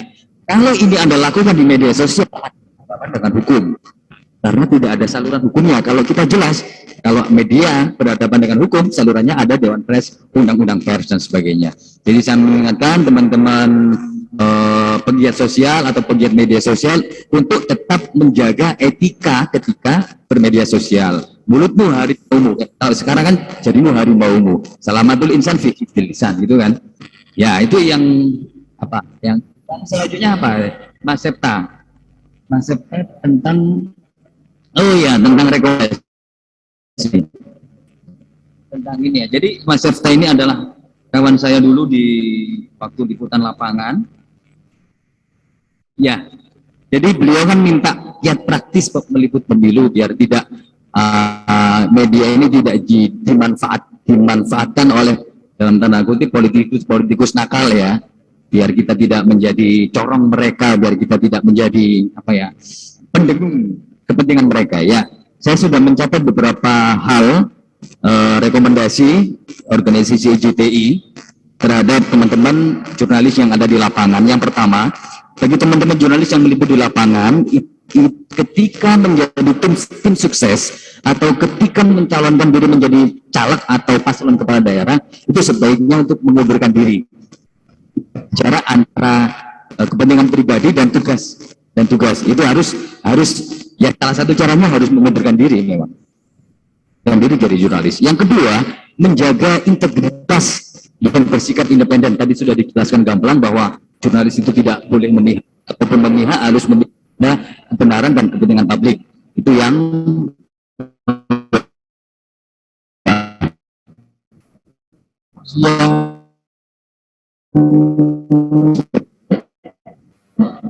rekomendasi JDI kebanyakan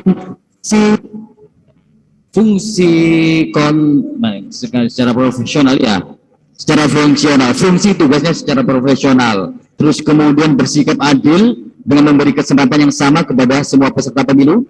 Tadi sudah saya sampaikan cover budget dan transparan tentunya.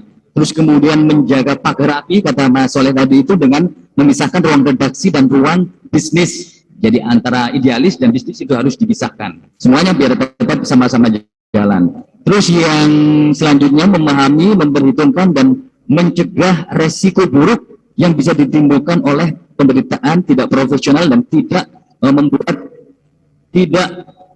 menaati kode etik jurnalistik serta pedoman perilaku penyiaran dan standar profesional. Ini harus teman-teman jurnalis yang bertugas di lapangan itu harus memperhitungkan serta mencegah resiko buruk. Artinya kalau Mas Adif tadi itu ngomong bahwa tidak setiap peristiwa itu layak untuk diberitakan atau tidak setiap fakta itu layak untuk dimuat. Itu artinya apa? Ketika peristiwa itu mengancam keamanan negara, membuat gaduh di masyarakat, bisa membuat kericuhan di masyarakat, sebaiknya teman-teman media untuk bersabar menahan diri untuk tidak memberitakan itu. Contoh kasus rusuhan di Papua yang dulu itu kan berawal dari Surabaya yang pemberitaan rasis, ada monyet itu kan, itu saya kira berita-berita kayaknya tidak perlu lah. Jadi teman-teman ya itu sudah harus berpikir cerdas untuk kepentingan bangsa. Seperti itu rekomendasi organisasi IJD terhadap teman-teman jurnalis yang di lapangan. Terus apa lagi? Iya, saya Mas Agung ya. Luar biasa hoax post-truth itu saya ini adalah virus demokrasi. Ini sangat berbahaya kalau tetap dilihat. Benar kata beliau, al-haqqu bila nidhamin yaghlibuhu batil bin nidham. Jadi kejahatan atau kesalahan atau kebohongan yang terorganisir dengan baik itu akan bisa mengalahkan kebenaran yang tidak terorganisir.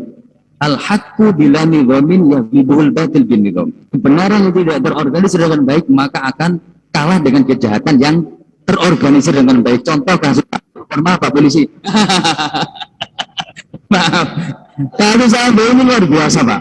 Itu kalau media tidak bergerak Pak, ini akan menjadi presiden buruk bagi penegakan hukum kita. Norma polisi akan jatuh Pak.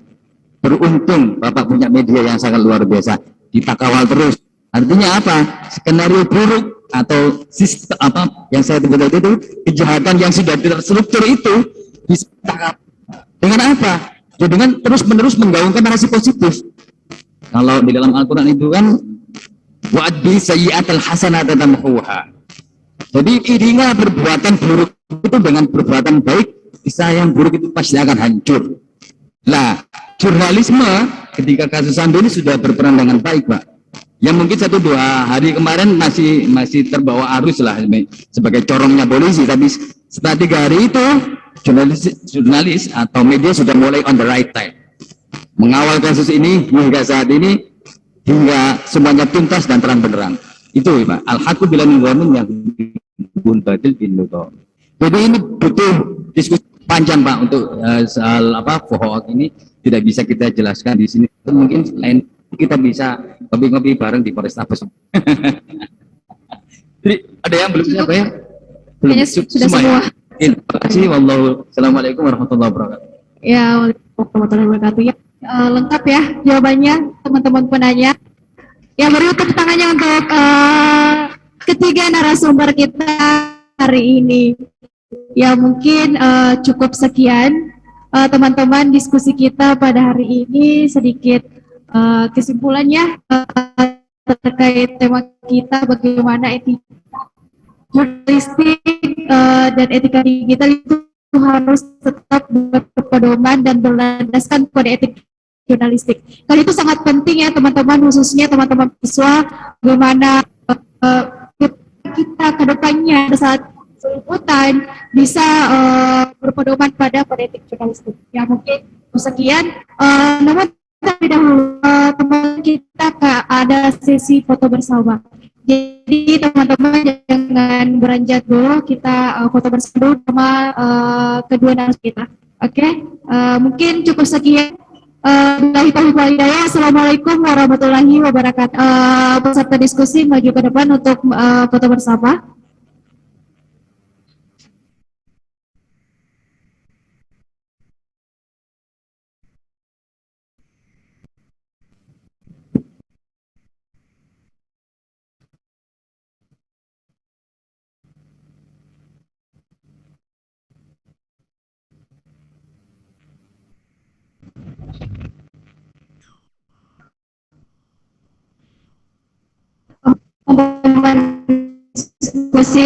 Peserta diskusi bisa maju ke depan untuk sama-sama berfoto.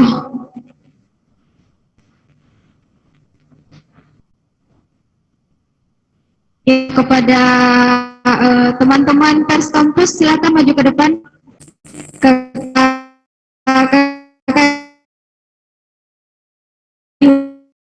Mas silakan kakak-kakak.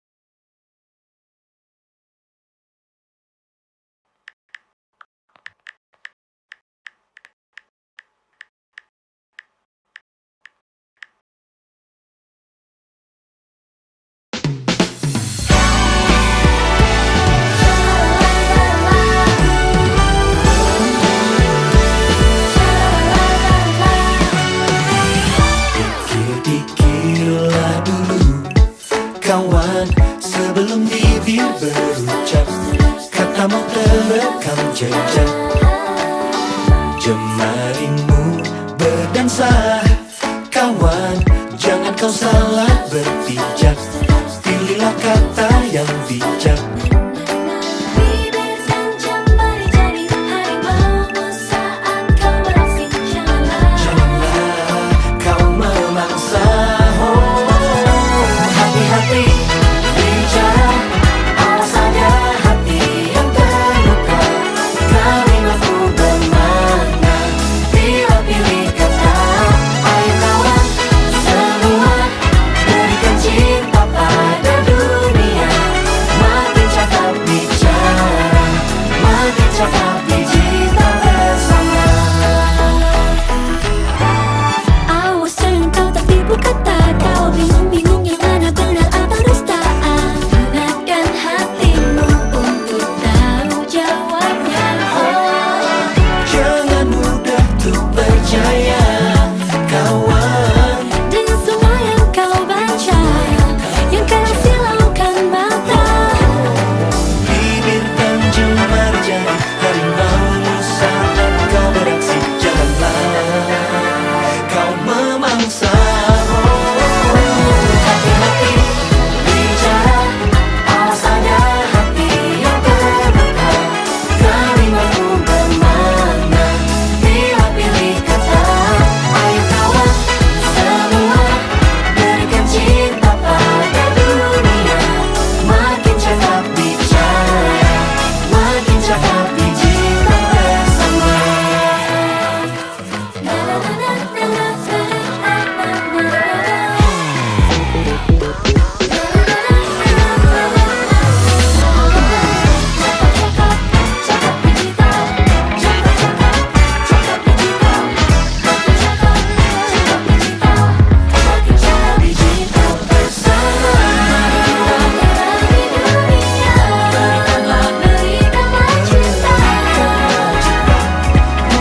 Setiap kata gunakan hati, janganlah kau memangsa.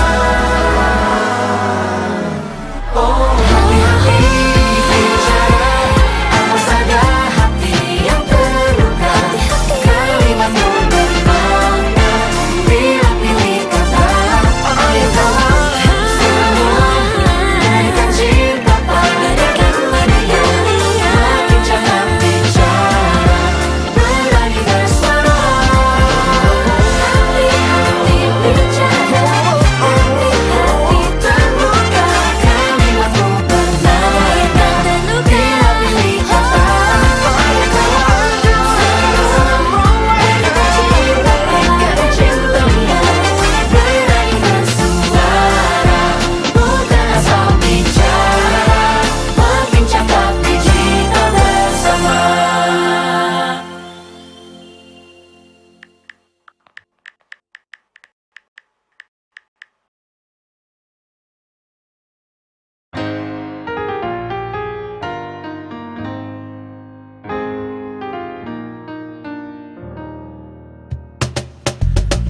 Tolong aku melolong, baca sosmed bikin aku bengong. Banyak berita isinya bohong, bikin orang jadi saling menggonggong. Seperti ada niat sebar kebencian, tanpa peduli akan ada kerugian. Seperti dapat munculnya permusuhan karena tertipu jadi curigaan. Gue pernah baca hoax di sosmed yang jadi merugikan tukang trompet. Katanya trompet bisa bikin kanker, trompet sih cuma bisa bikin bibir doer. Sylvester Stallone dibilang mati, Brad Pitt juga dibilang mati, Mr. Bean, Jackie Chan juga dibilang mati. Seneng banget doain orang mati. Harusnya ada etikanya bermain sosial media. Tak bisa asal mengirim tanpa dipikirin, bisa fatal akibatnya. Bersihkanlah udara kita dari kebencian. Sebarkan saja cintamu untuk Indonesia. Wahai kepada pengguna sosmed, mari bersatu sampai lengker. Jagalah persatuan, jangan lobet. Hati-hati banyak tukang copet. Hey, jangan sampai salah posting, bisa bikin orang jadi pusing. Cek dulu itu penting, jangan jadi cepat terpancing. Gue pernah takut salah minum, karena bahaya buat tulang sumsum. Hampir semua merek disebutkan, gara-gara itu gue kehausan. Gue tertipu isu PKI, katanya jutaan sudah dipersenjatai. Akibatnya gue keluar biaya, bikin persembunyian bawah tanah. Harusnya ada etikanya bermain sosial media. Tak bisa asal mengirim tanpa dipikirin, bisa fatal akibatnya. Bersihkanlah udara kita dari kebencian. Sebarkan saja cintamu untuk Indonesia. Bersihkanlah udara kita dari kebencian. Sebarkan saja cintamu untuk Indonesia.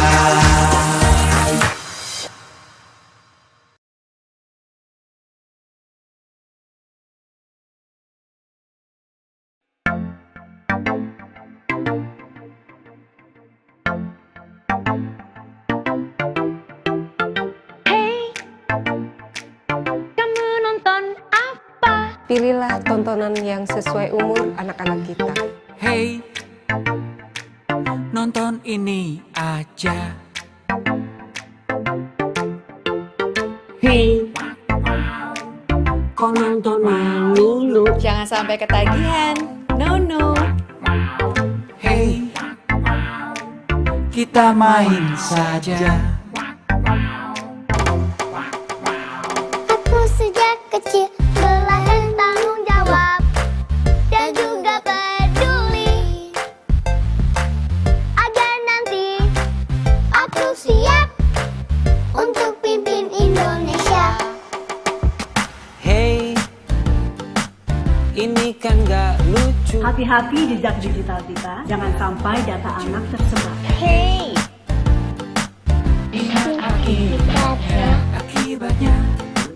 Akibatnya, aku sejak kecil belajar tanggung jawab dan juga peduli, agar nanti aku siap untuk pimpin Indonesia. Ya, memang anak masa depan bangsa selalu jadi slogan di mana-mana. If we are the future, then you should make time. Don't just let internet mess with our mind. Punya gadget perlu tanggung jawab, pakai benar masa depan mantap. Oh yeah, how can we tell what is right by ourselves? Yo mom and dad, we need help. aku sejak kecil belajar tanggung jawab dan juga peduli, agar nanti aku siap untuk pimpin Indonesia. Aku sejak kecil belajar tanggung jawab dan juga peduli, agar nanti aku siap untuk pimpin Indonesia. Untuk pimpin Indonesia.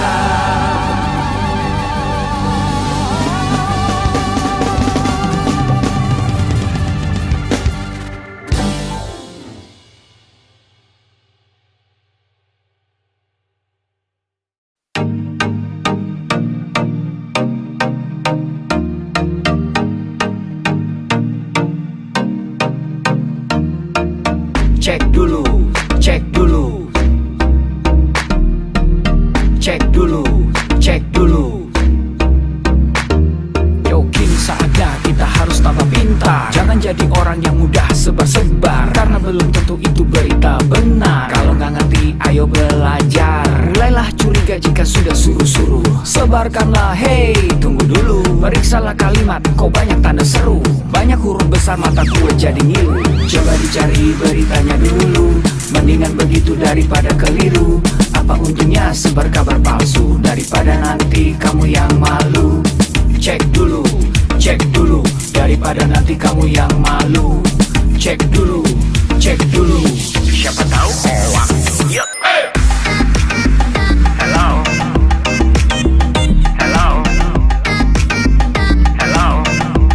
Siapa tahu hoax. Yup. Hello.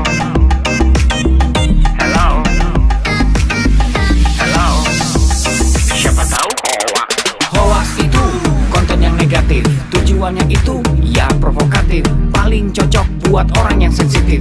Kalau ke gue ya gak efektif, tapi semua suka yang positif. Misalnya video yang inspiratif, meme yang lucu, itu juga sih positif, kreatif dan produktif. Coba dicari beritanya dulu, mendingan begitu daripada keliru. Apa untungnya sebar kabar palsu daripada nanti kamu yang malu. Cek dulu, daripada nanti kamu yang malu. Cek dulu, siapa tahu hoax. Yup. Hello.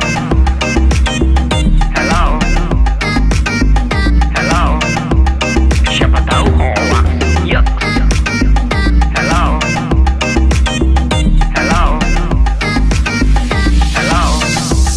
Siapa tahu hoax.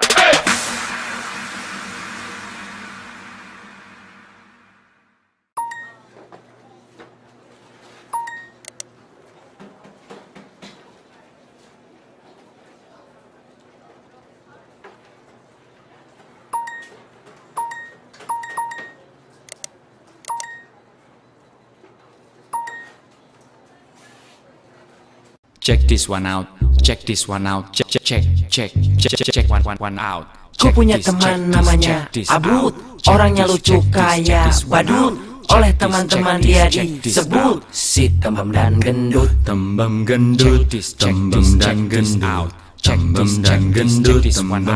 Abud tidak tahan kuping ditutup, mungkin kalau bisa pasti di sekrup. Mulut komat kami kembang kuncup. Abud menjerit,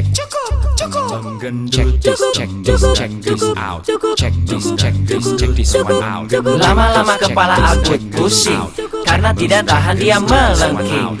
Abud siapkan jurus yang penting, jurus cakar-cakar kucing. Kucing, cakar-cakar kucing. Cakar-cakar kucing. Kamu cakar-cakar bercanda seenaknya, mencela berkata temanmu jadi sakit hatinya. Akibatnya Abud ingin berkelahi. Ini harga diri sebagai laki-laki. Jurus cakar-cakar kucing dari Cimahi sambil menyerang teriak.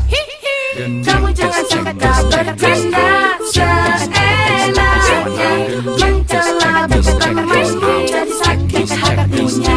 Hei, ternyata bercanda itu ada batasnya. Lucu buat kamu, tidak lucu buatnya.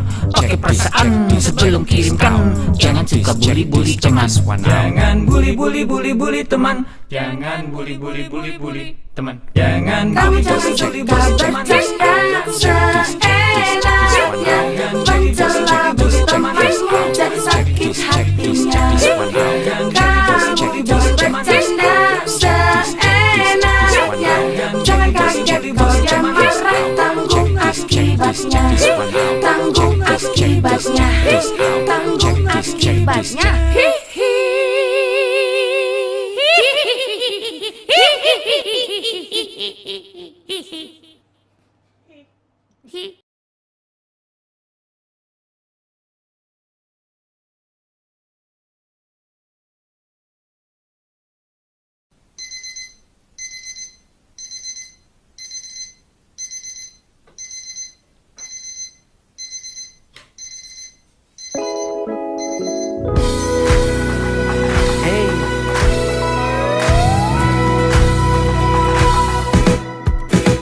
Hari ini, mulai hari ini, jangan lepas kesempatan di depan mata. Bebas mencari yang jadi inspirasi, bebas mencipta apa yang disuka. Telusuri, terus telusuri, bacakan tanda tanya dalam sanubari. Oh, temukan kuncimu tanpa ragu lagi.